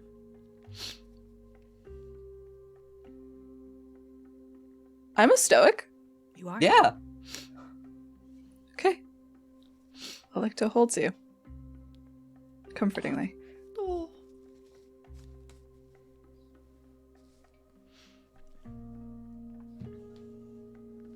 He gives a hug back.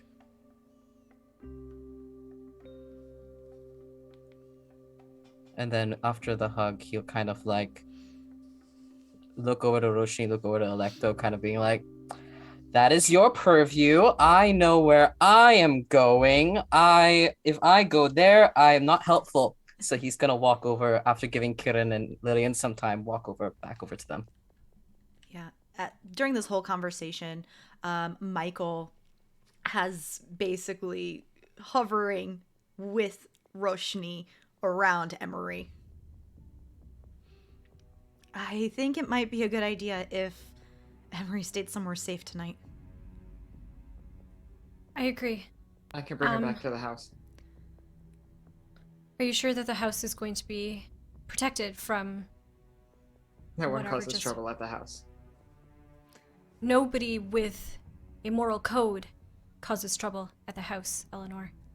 And I don't know if we can trust that nobody's going to try. I can sleep at the house tonight, if it makes you feel better. I'm not leaving Emery. No one's asking you to.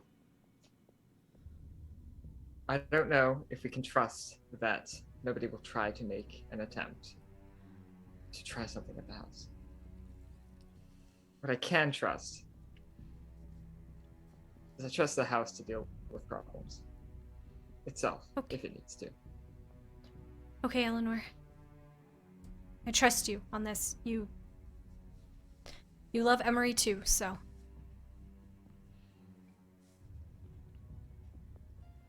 I will also stay at the house. Lillian, you're But- welcome to as well if you want. It'd probably be better if we stayed together. This task that you suggest, Eleanor, is going to be, I think the quicker we do it, The better. the better our odds are. I might have something to help with that, but And I have an idea as well. Oh yeah, that Ish- raven also followed you the entire way out, Roshni. I was gonna ask. It was like Roshni flanking was- you. Roshni's not paying attention to the raven at all. They don't care about this bird. They are just focused on making sure Emery is okay. Can I dismiss that now that we're back? Yeah, you can dismiss it. Cool. It's I dismiss it. Ishmael's gonna look at Kiran expectantly. They look at you. Very unsure. They want to say something, but they can't say it. They look torn. They're looking at you. They're looking back at down at Lillian, with occasionally glancing at Roshni. Ishmael's gonna step up to Kiran and kind of close that gap, and he's gonna speak very quietly. Should you leave, what awaits you? Retribution, I'm sure.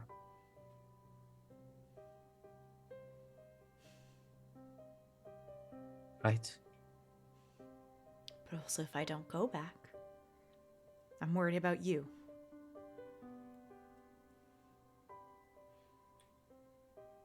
God, we're both stubborn fools. Takes one to know one. Lillian, I'd say you can hear this conversation since Kidden hasn't let go of you. Unless you like pulled away. No, I'm letting them talk, but I'm right there.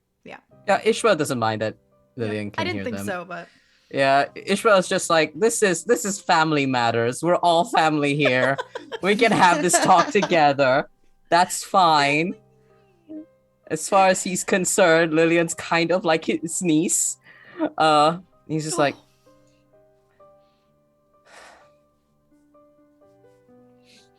what kind of retribution faces you? I do not know your father.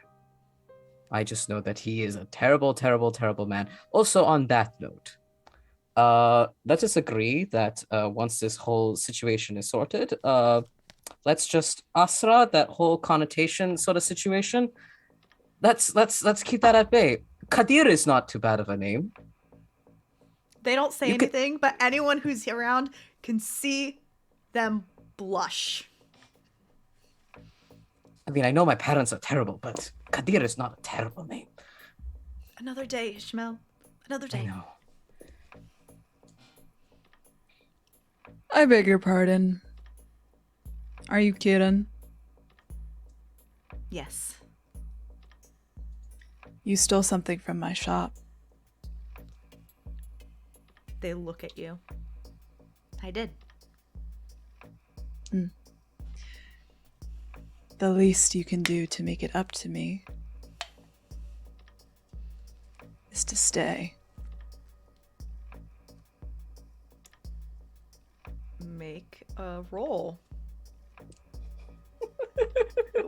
What kind of roll should I make, Mare? Are you threatening them? Are you persuading them? I'm being odd. I'm being vaguely threatening, yeah? Okay. Ishmael looks at you. It's for you, buddy. Don't worry about it. Would that be like a physicality bene or a interaction bene? It's usually interaction. I'll spend 3.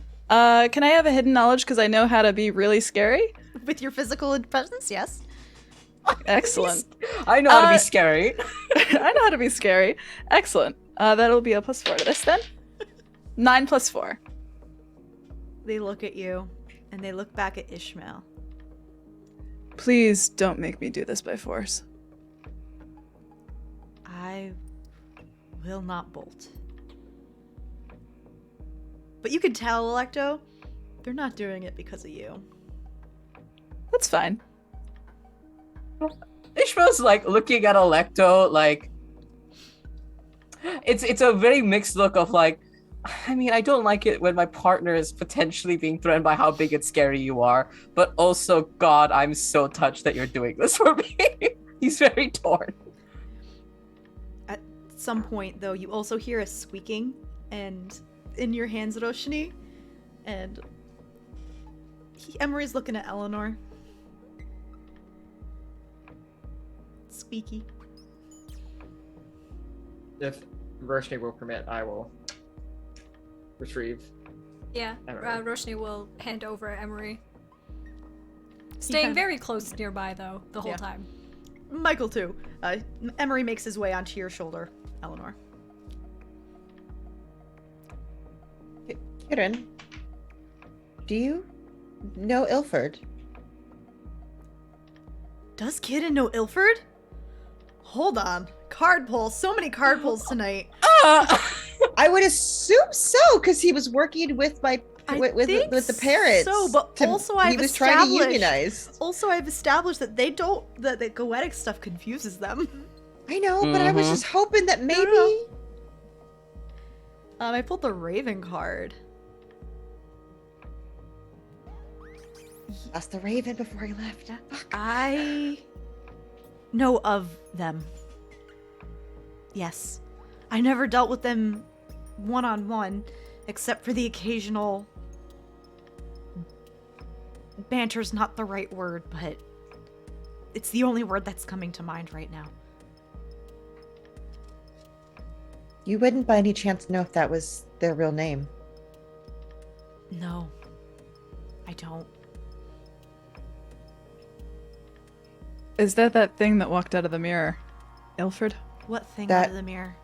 That was who asked me to take pictures. Because Ishmael didn't see it, and that means Kidden didn't see it. Wait, I'm sorry. Ilford Oh. showed up? Yeah. Ilford They was were wearing there. the other hand armor. What? They have the other hand armor. The Garnet one. Yes. And they Wow. disappeared into film. Why would your family be working with a demon? And give them a hand armor? Avelia's not working with them.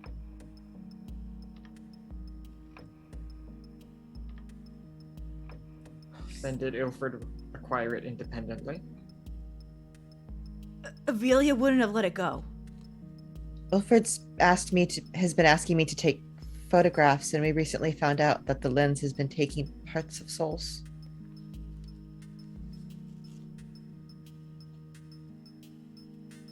And now they have a hand armor. Where's Atiail? Is Atiail alright? I don't think they actually fought. Ilford seemed to disappear very quickly after Coward. taking a few things. Atiail promised me that they would help with your situation, Lillian. They are equally entangled, and they want Ilford as much as we do. We could trap him. This thing, apparently from what you've told me, moves through mirrors and pictures. How do we trap something like that? And Lillian is going to touch a very large thing that she has kind of pinned to the back of her shirt. Back, like on a base of her back, she kind of unpins it and pulls it out. I have this. It could help. You would recognize an encumbrous triangle. Oh, yeah. It is essentially it keeps summoned entities from yeeting. Only summoned entities? I'd have to double check the mechanics. Okay. Fun Where does fact: pin the pin weighs 20 pounds.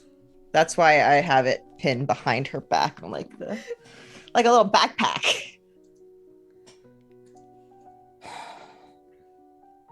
This could help in making sure he doesn't run, or they don't run when we summon them. You can use whatever pronouns you want for Ilford. It doesn't give a shit. I'm just gonna clear that up now. That's fair. Ilford's Ishmael- pronouns are don't give a fuck. Yeah.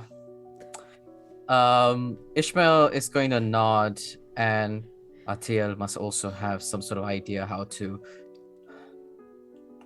sort them out, or at least have some sort of hidden knowledge. If we can trap them. But no, Kiran, if what you are saying is true, and that garnet hand armor belongs to Avelia, I then- don't know what happened. As much as I dislike her and as much as we fight, I can't help but want to go check on her.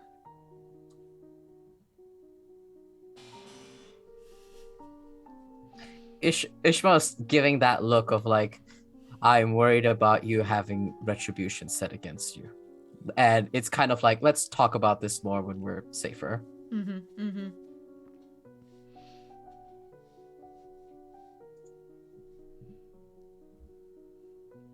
Well, should we go back to the house then? I think so. Okay. Hold on. 7? 7, 8 of you? I think it's 8 at this point. 7 plus mouse. Does the mouse count as a person right now, or is like they just in a Yes. pocket?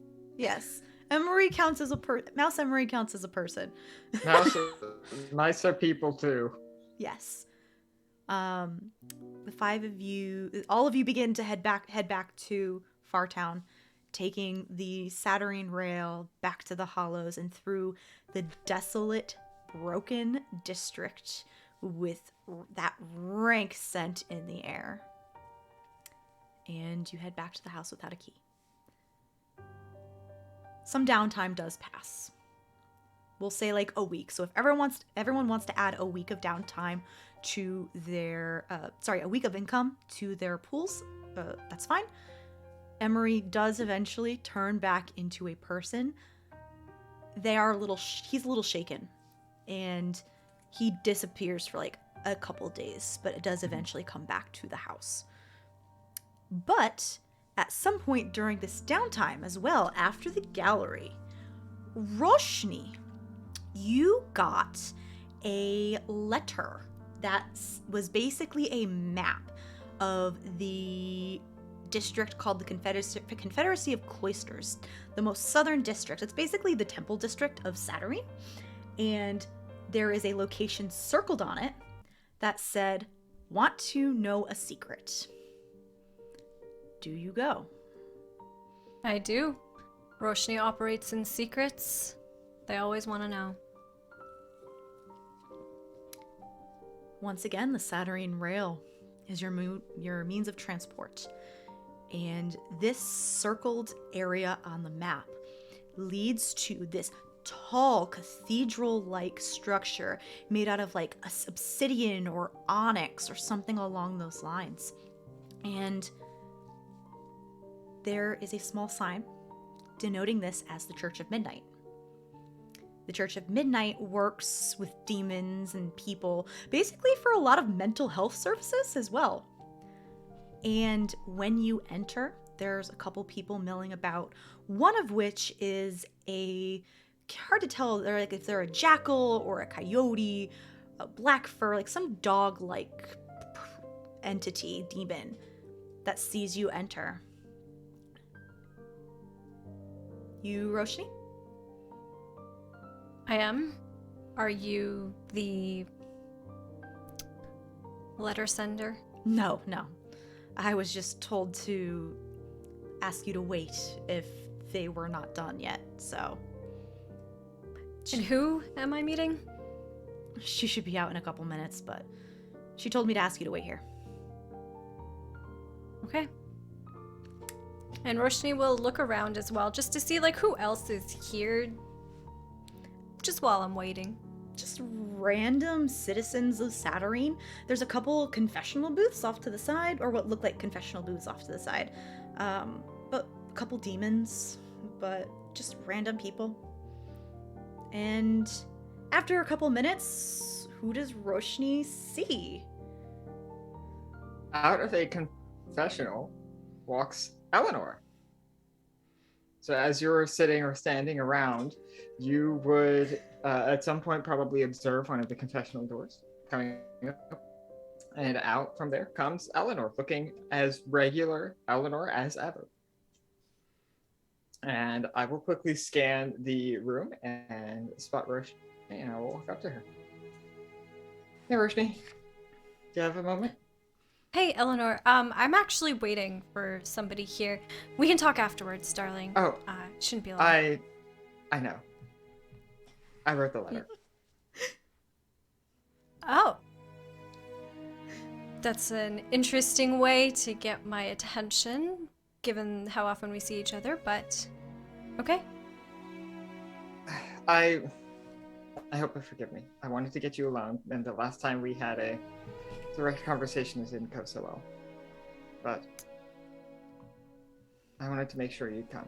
I think it's important. Of course. What is so important that it needed to be done in private? Last we talked, you seemed to be very keen on involving the whole group in our matters. Well, first of all, I wasn't done yet. And I will reach into my bag and I will pull out a package about yay size, all wrapped up in like a sort of like brown paper. It's not very special wrapping. I will hand it to Roshni. This is for you. A gift, Eleanor. Okay, and Roshni like looks a little suspicious because Eleanor and Roshni haven't gotten along this whole time that they have been working together as a group, so it's very strange to them that they are getting a gift from Eleanor, but they will tentatively accept it, more so out of curiosity than anything else, honestly. Do you open it up? Can I? Of course. I'd like Then to see yeah. your reaction if I'm being honest. They will tear open the paper. I don't think Roshni's the kind of person who cares about preserving wrapping paper at all, so they will just tear it open and open the box. If I may say that the paper kind of like disintegrates into fire and ashes. Yeah, so as you tear it open and you open it up, you find what looks like almost a sort of semicircle, half circle little implement, sort of handheld item. It is made of glass, and inside the glass, you actually see coexisting amounts of fire and water, just all sort of swirling together inside of this glass object, which you would, of course, know is a sortier. It's a magical focus. And if you hold on to it, you would feel a slow beating heartbeat. Eleanor, this is amazing. Where did you get this? I made this. You made this? Does the heartbeat, like, is it synced to anything, or is it just kind of random? It's consistent for sure. Whether it's synced to your heartbeat or something else, I'll leave that up to you. But I wanted to make sure I got fire, water, and a heartbeat for your 3 aggregates. I'm dying right now. What? What? Okay. Roshni, I think, like, looks at it, holds it in their hand, turns it over, and they'll look back up at you, and very uncharacteristically, they're just gonna go to give you a hug. If Eleanor will accept it. Oh, yeah. Thank you, Eleanor. Of course. What? And, like, as they pull away, what changed your mind? So here's your secret. A long time ago, back before the war, I got myself involved in a group called the Kalmara Sodality. They were art critics of a kind, except it was much more than that. They controlled pretty much all public expression, at least artistic public expression, throughout Saturnine and potentially beyond. And they maintained that control tightly. Whether that was character assassination, destroying other works, hurting people, threatening them, stealing. any and all of it. Eleanor, you did And just for- tell Roshni a secret. I did. If you will permit, actually, I would like to drain the rest of my hidden knowledge because I have no more secrets. You may, and you do feel this burning in your chest. May I? Yes, go for it. Go for it, Hamnah. So telling Roshni a secret is not like telling other people's secrets. You know, it's not just an exchanging of information and a trust being built. Telling Roshni a secret is how their trinkets come to be. When Eleanor tells them this secret, they start to feel, starting from I think like the bottom of your chest, like right where your ribs end, going up into your throat, you start to feel this burning sensation. And it genuinely feels like there is lava like bubbling up inside of your chest, and like it is going to like burst out of your mouth. And just when you feel like, oh my god, am I like dying? Am I burning from the inside out? A trinket forces itself out of a wound that opens up in the middle of your chest. And I will let you pick what this trinket looks like. It is a small hand mirror. A small hand mirror falls out from this wound that has stitched itself open, forced itself open right in the middle of your chest, and it is covered in your blood and in like gore and all of this other like stuff because it came out from literally right under right inside of you, and it is like charred at the edges as well, as if it had actually come out of like a flame or a fire Sure. as well. So I'm definitely shocked at this. I didn't know this happened. But do you like catch that as it falls? Like, Yeah, so Roshni is going to go, because they know that this is going to happen as soon as you had started speaking. And so they go to catch the mirror. And as they do, they look up at you. Are you okay, Eleanor? I'm sorry, Oh my I God. would have warned you. it's fine. I did not expect that. Most people don't. I find, and they're like wiping this mirror off on their arm at this point as they're talking. I'm sort of I like find feeling my that- chest, making sure everything is right where it should be. It hurts Checking like my a heartbeat. bitch. But, Oh yeah, and you're a little bloody, but like yeah. you don't take Pressing injuries. gingerly for sure. Yeah. I find that some people find it cathartic, other people find it traumatic, and well, that's where I get my reputation from, I suppose. Definitely more of the latter for me, at least. But Well, where I was hope it going was- with that is that when out in the ruined expanses, when you said that it was a weakness for us to trust each other so much and to compulsorily share information, I was reminded very much of my early work. Because if you had reservations about stealing a piece of artwork, burning books, threatening someone, then you were just simply not committed to the cause. You were not strong enough. You were too weak. And so I saw a little bit of my own past. Too much, I think. And so part of why this is ridiculous. Part of why I was angry with you in the moment was projecting myself onto you. And for that, I can only apologize. Eleanor, I don't care what you've done in the past. I don't care what any of us have done in the past. That doesn't matter anymore. I know. The only thing that matters is who we are now and what we do with the things that we have in front of us. You may have done some things before, but I've only ever seen you do good. Honestly, it's kind of annoying. Darling, you should act out a little bit more. Maybe not at me, though. But That's understandable. you care about the people that we're with. You've never hesitated to put yourself in harm's way for them, I think. That's what matters to me.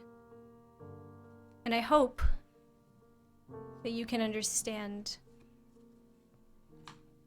why I do what I do. That it's not malicious or to hurt you, even if it may look like it. I understand.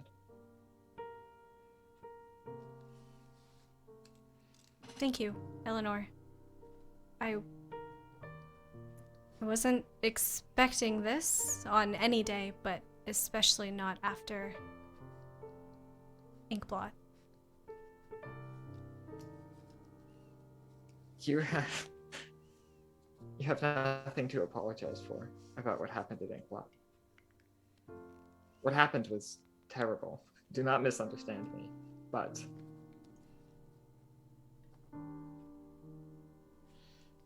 you're certainly not to blame. I hope everybody else sees it that way too. I know Emery will. I know he will. He's a good one. I know he will. Even if he shouldn't. But we'll make sure he's okay. We will. We will. And speaking of, if you do want to see me act out a little bit, Ishmael was helping. I know you've had a difficult time with Ishmael recently, but he's going to help me with a little project with respect to Emery. A project for Emery? What do you mean? I think I know how to get his actual soul back. His actual soul? Yes. Yes. Is there any way that I can help? Would my magic be useful at all in this? I can't say for sure. Granted, I would rather have you there just to witness than not have you there and need your help. Yes, of course.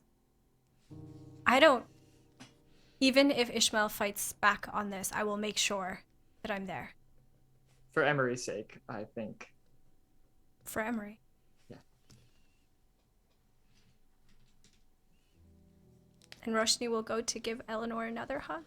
Yes, I will definitely reciprocate.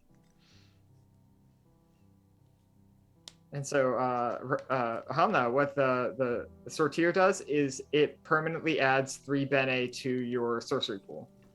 As long as it's on your person. Yeah, as long as it's on your person and you're using it. Oh my god. Thank you. That's all I had for scenes on my end. Is there any scenes people would like to do? I know there was one on the back burner we wanted to do, and I didn't know if Lillian and Roshni wanted to do that today. But we've got like 25 minutes left. So what do y'all want to do? So we could do that. The only complication is now I think I'd want Kieran involved. Okay. Because we have Kieran. I think C had something to say as well. Ah, yes. Yeah. I just had an idea for a very gay scene. We don't have to do it, but we can. Like, I love gay. I throw out my scene, do whatever Alecto wants to do.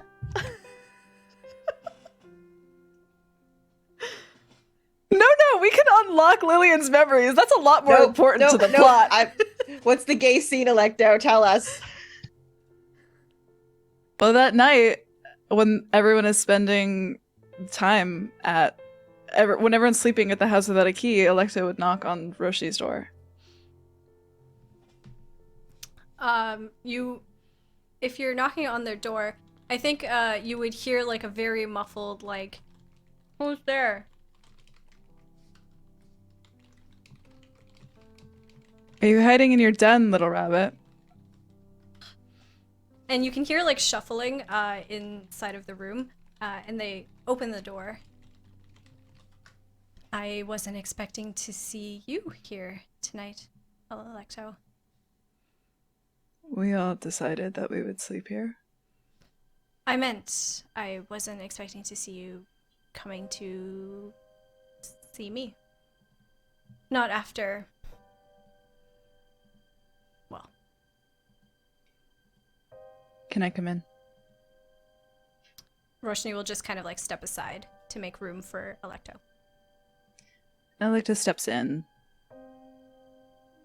And I think have taken off their like fancy clothes, right? Like they're back kind of in this like tunic, you know, their normal state of underdress. And they look a little, given how big they are and how imposing they are, they look a little small and shy, I think. I wanted to apologize, Roshni. Roshni I'm sorry. closes the door and just, with their hands still on the doorknob, just kind of like leans on it. I'm sorry too.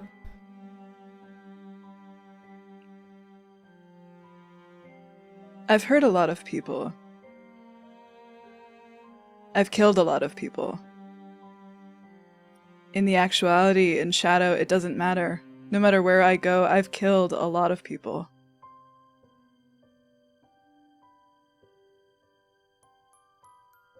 And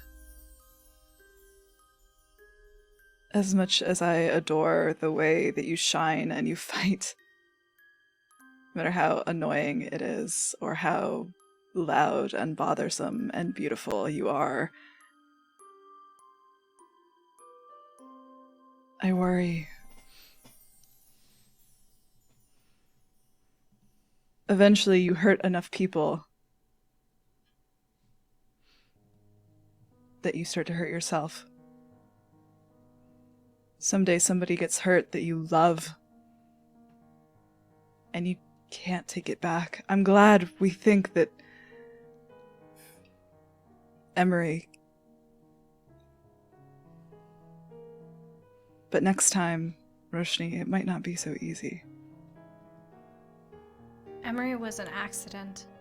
That wasn't supposed to happen, and he's going to be okay. Eleanor and I will make sure that he's okay.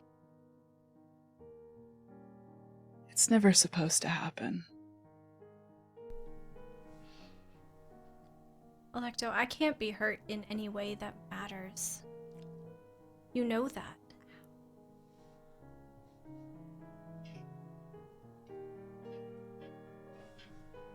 And, well... And they'll raise their hand with the hand armor, and to show, like, the 3 gems are not lit up. I didn't get it anyway, in the end.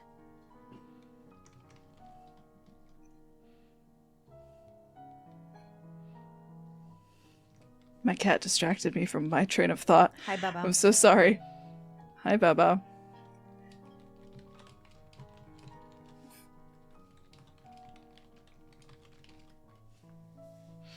It doesn't hurt.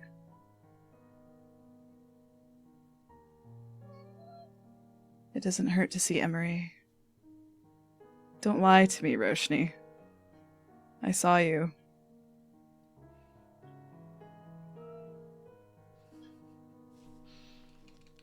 You can say it doesn't hurt, but I'm never going to believe you.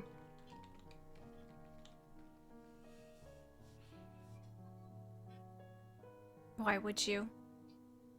You've seen into where my soul should be.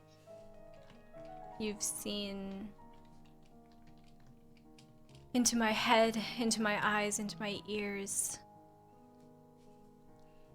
You've seen more than anyone else has.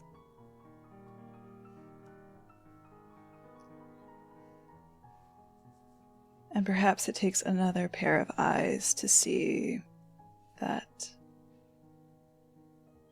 empty space is only room to grow. I wish that were true, Alecto. I really do. It's a sweet sentiment to think that this is potential space to learn, to grow, to be better, but it's a prison, Alecto. just like your curse.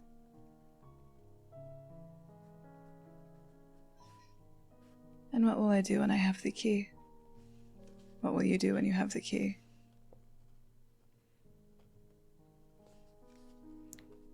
That's when we grow.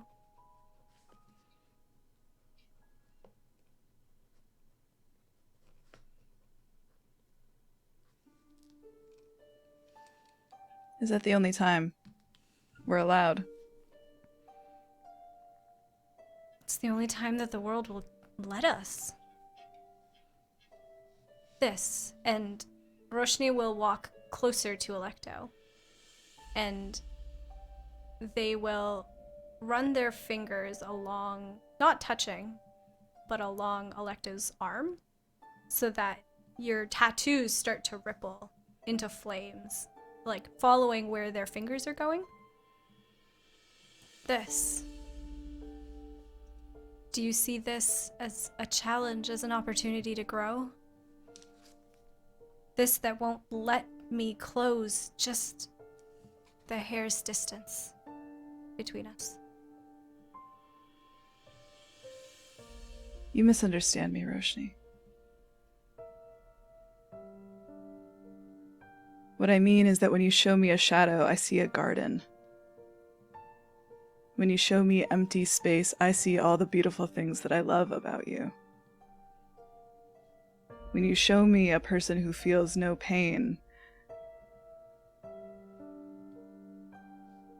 I see the person I want to be with. I wish you could see that too. May I? And they're asking for permission to touch your arm. No. Just this once. Just for a short time.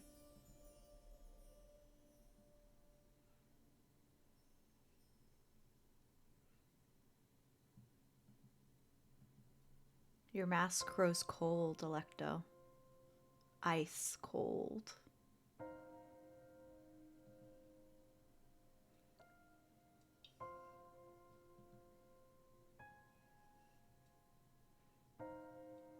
You understand why I can't say yes. It doesn't happen immediately.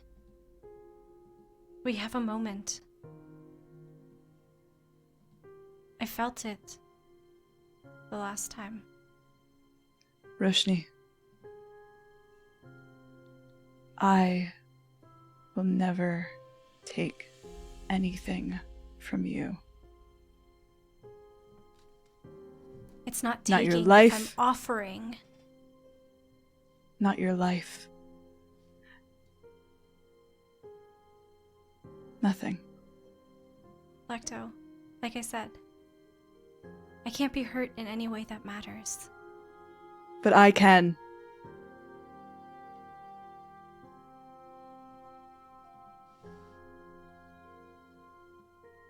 Sit with me, please. And Roshni will. And I think it's maybe just for the rest of the night, the two of them on either sides of the bed. And Alecto will just lay there. Not touching. Okay. Who do we want present with Lillian and Roshni? I'm assuming Kieran as well. Anyone else? Or just the three of you? If Kieran's there, Ishmael would also be there. Only if Kiran wants Ishmael to be there. Only if Lillian wants Ishmael to be there. I feel like Ishmael would not let Kieran be alone in a room with Roshni anyway. That's his concern, but he's not gonna make a. I imagine during this downtime, Ishmael has made very clear his emotions about Kiran being in the same room as Yeah. Roshni. Because of that, Kieran will not be there. It will just be Lillian and Roshni. Okay. Because we would have had a talk. Lillian and Ishmael would have talked about it. I mean, Ishmael would be like, I think it's important for Kiran to be there for your stability, but he's gonna be like, listen, I am worried. I trust you. Just there's a Then- lot between Kiran and Roshni. Then it would be better if they weren't there then. I don't know what's going to happen. No one knows what's going to happen. But surely having someone who you know from your past will help you, though, Lillian. Surely. I trust Roshni. This is your memory. It is your memories. And in case anything does happen, Kiran would be the only other one with the memories.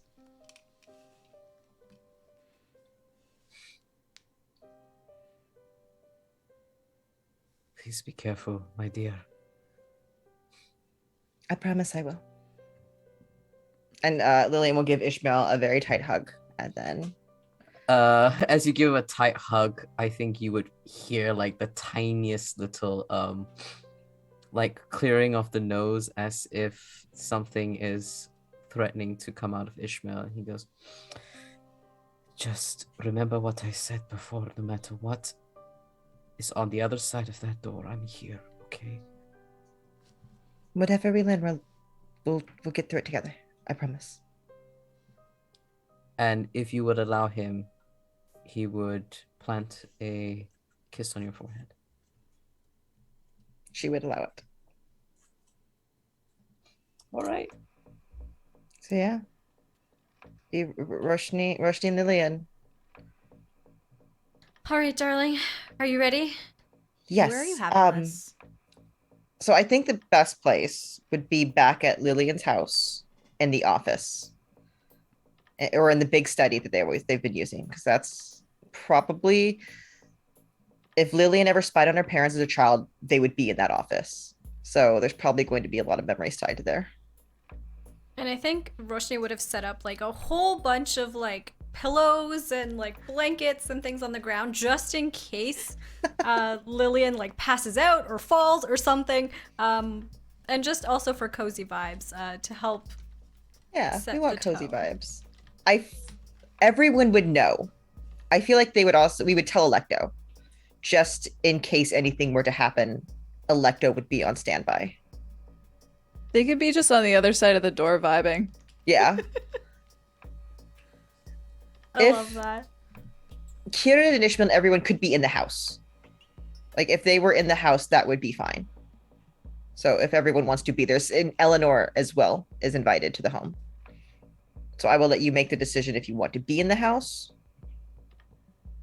With all its reflective surfaces, Eleanor? with all its reflective surfaces. Yeah, it sucks, but I'll go anyway. There are, Fuck it. again, since the last time you've been there, there are walls now that are almost just black glass, so they are less reflective.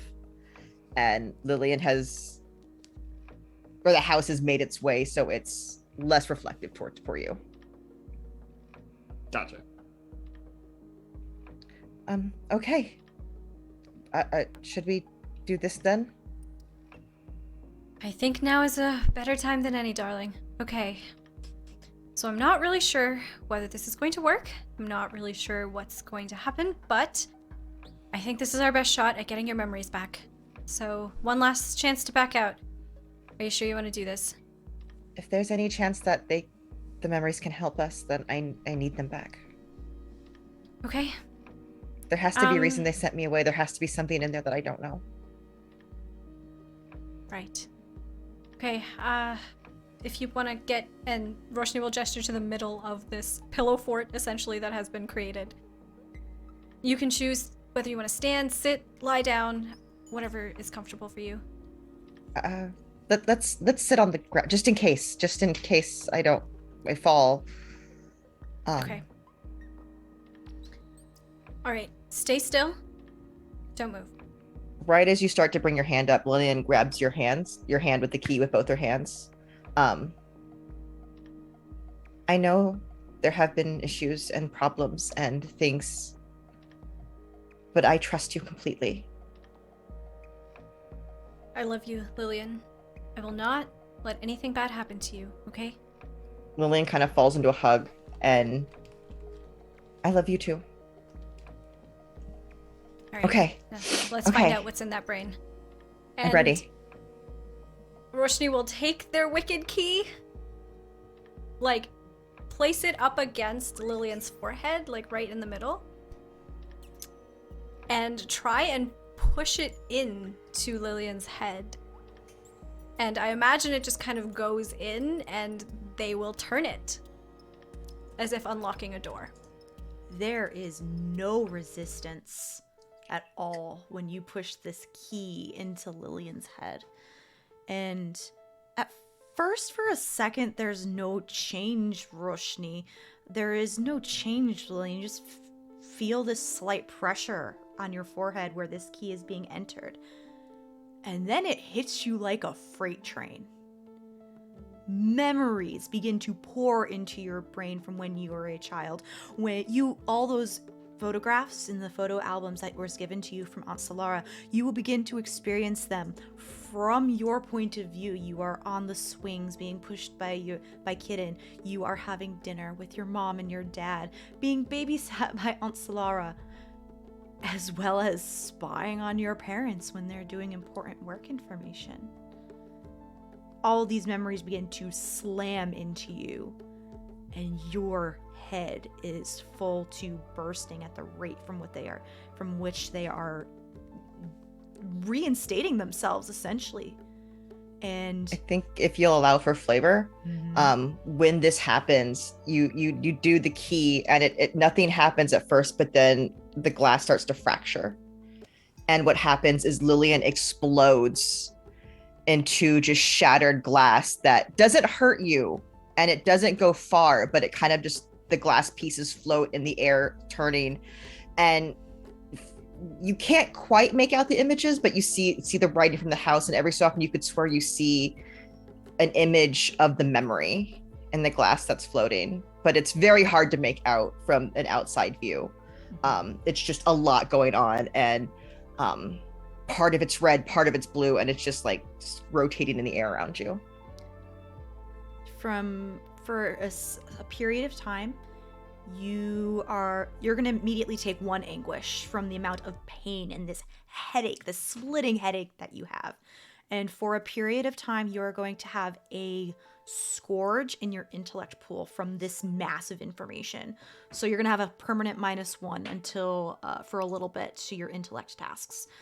Okay. And since we are getting towards the end of the session, I will let you ask me one question right now as you sift through your memories for anything specific. And we can figure everything else out during downtime as you have time to rest, to sift through the memories that are coming back.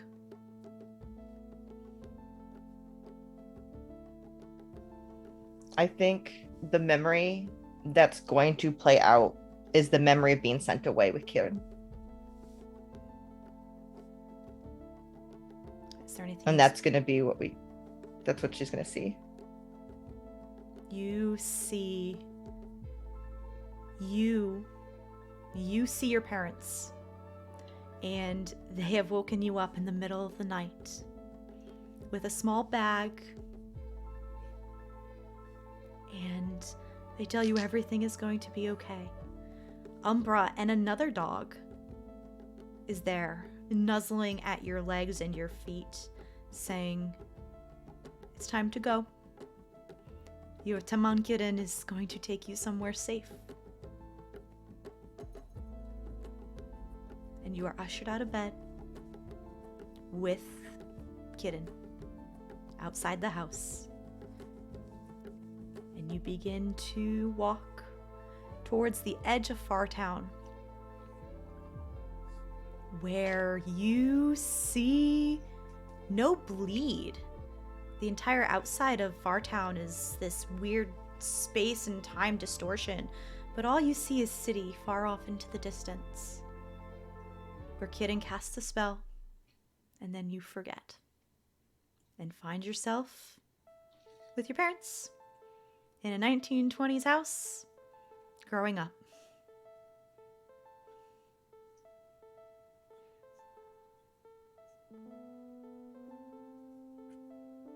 Okay.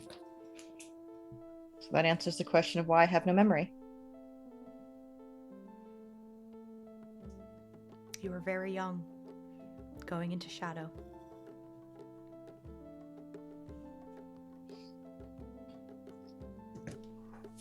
At that, all the pieces slowly start reforming, and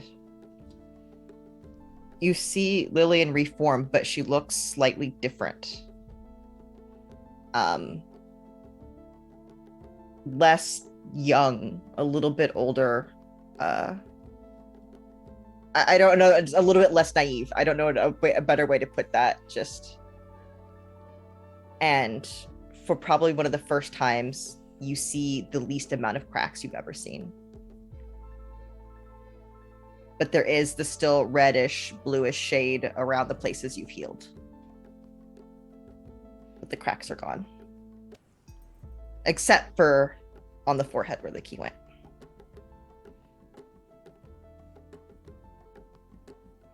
And she's just gonna look at Roshni. I remember everything. Everything? Everything. It worked? I think it's gonna be a while for me to process everything. Oh my god, but it worked? But I remember everything. And she's just going to like grab Roshni in this biggest hug and like spin, and she's like crying happy tears. And Roshni would, I think, for the first time notice that it's not glass that she's crying.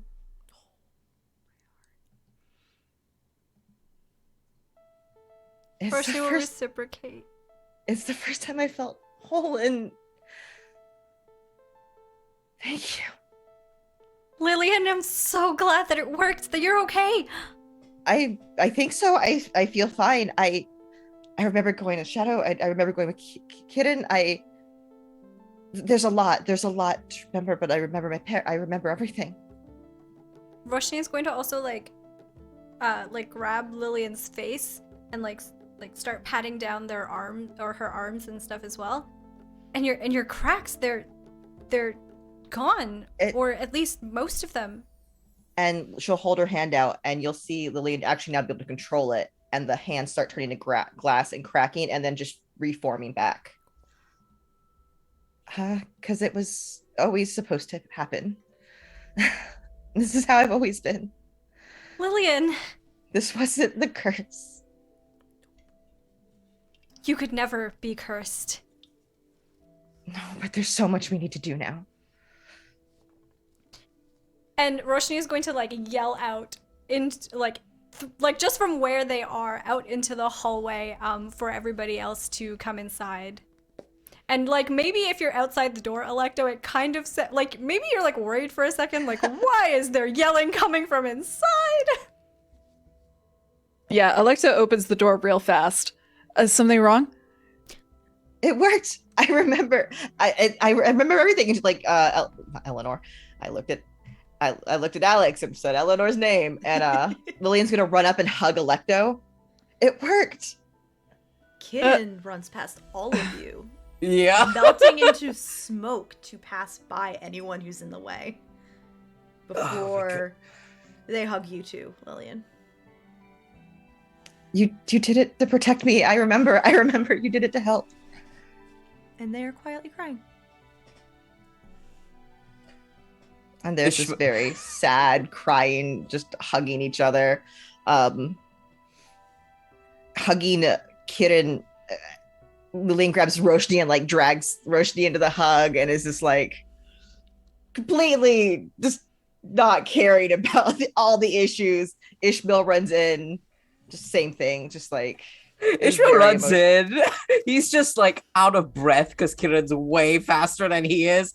And he's just like, oh, is there a fire? Is there a fire? And then gets pulled into the hug and is like, I remember everything. It's gonna take some time, but this will be a huge help. I remember conversations watching my parents while they were in here. I remember Kitten and them talking about things. The exact wording I don't know yet, but I think I will soon. Lillian, I do not care if you remember key information about all this. I'm just happy that you are whole and that you have everything that you want. That you're happy.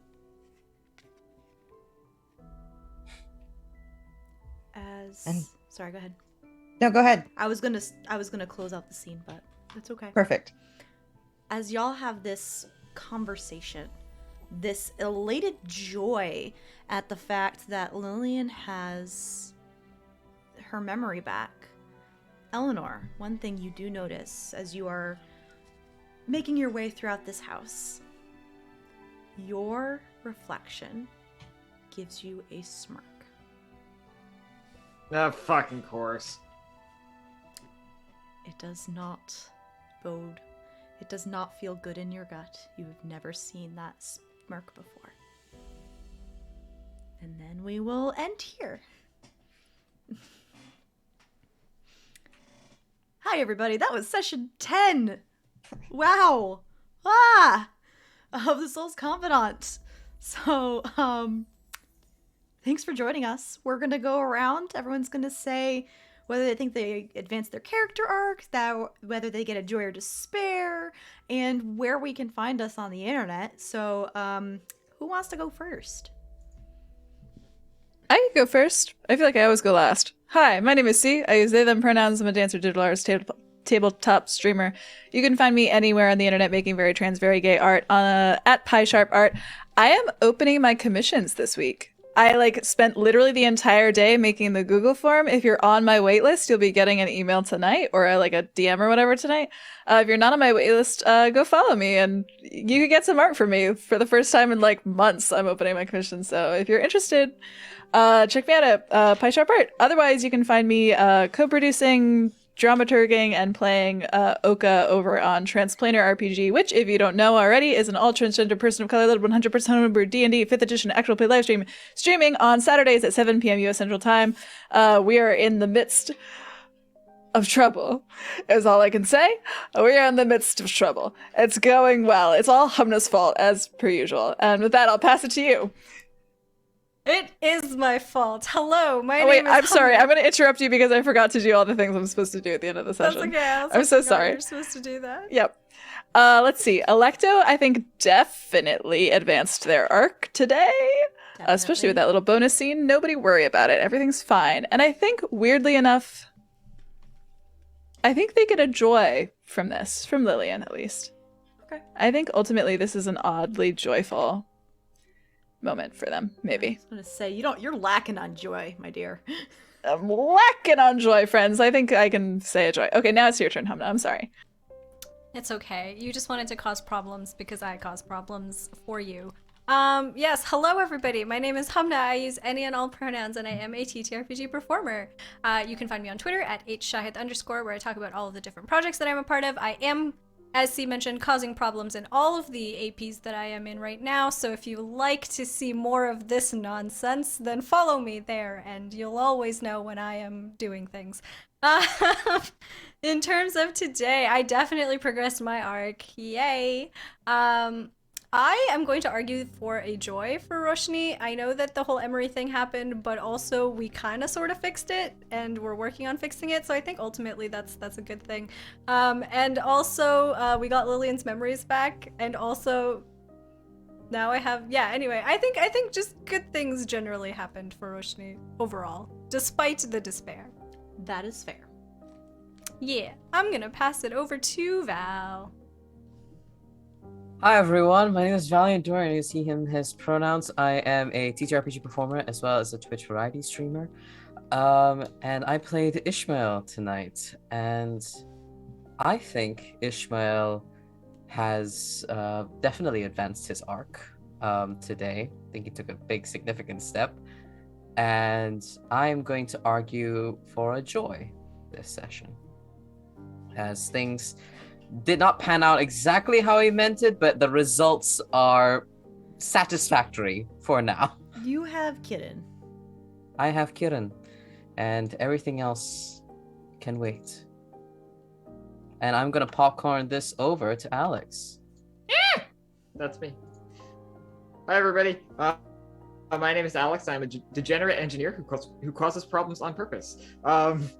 Let's see. Gosh, this is currently the only thing I'm working on, but I get my actual real adult work schedule in mid-March, and so after that I will be able to plan for RPGs and streaming things and stuff. So yeah, if you want to follow me on Twitter to look at things that might happen in the future, you can do that. I'm on Twitter at PhoenixAxolotl.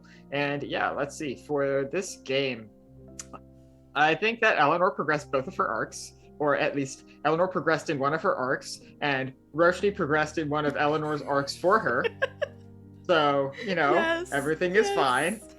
So yeah, definitely think both of those happened. I would actually argue for a joy, because I would say that the despair covers everything that happened with Emery, but Eleanor is feeling very empowered and definitely feeling that she has a lot of agency in a lot of the problems that are going on. So she was able to at least work on repairing her relationship with Roshni. She has a plan for how to really, once and for all, fix this whole Emery thing. Like she's within her own agency, doing stuff and solving problems. So I think that might count for a joy. That leaves me. Hi, friends. I'm April. You can find me ever as April Reagan, and I play Lillian. Oh yeah, I have a lot of other stuff. Just Twitter. Joy. I have memories. Everyone happy. Karen's back. No one's fighting right now. I think this is like the most joyful time we've ever had in this game since we've started. Everyone took a joy. Everyone took a joy. Full joy roster, baby. Full joy. This Even is the though a first lot of time that's shit- ever happened. A lot of shit happened though. And I'm going to say yes, I progressed my character arc. Yeah, definitely. Yeah, big time. That leaves me. Hi, I'm Mary. You can find me on Twitter at Archmage of Dice. This is my main project that I'm GMing right now, but in March, please keep an eye on my Twitter. I will be hosting 10 TTRPG games on my own channel, twitch.tv/marefeather, to raise money for JDRF International and type 1 diabetes research. We are still in the process of getting all the players together, but yeah, basically every Wednesday, most Saturdays, and 2 Sundays in March, we're going to be raising money. On Friends Who Roll Dice, we have Sundays, obviously. You can find us here at 6 p.m. for the Souls Confidant for a couple more sessions. We're almost done. And then on Mondays at 9 p.m. Eastern Time, we have The Mind and the Martyr. This Wednesday, it's every other week, we have the No Peace in Death Urban Shadows campaign run by Reliable Elliot. And for every Friday in February, Red Mage Ray is running a Blades in the Dark Hades-inspired game raising money for the Trevor Project, and apparently it turned into a dating sim on the first session, but they're gonna do each level in the game as part of this campaign, and it's dope. So please help them raise money for the Trevor Project. I think that's it. So everybody, we will see you next week for session 11. Be safe. Have a lovely start of your week.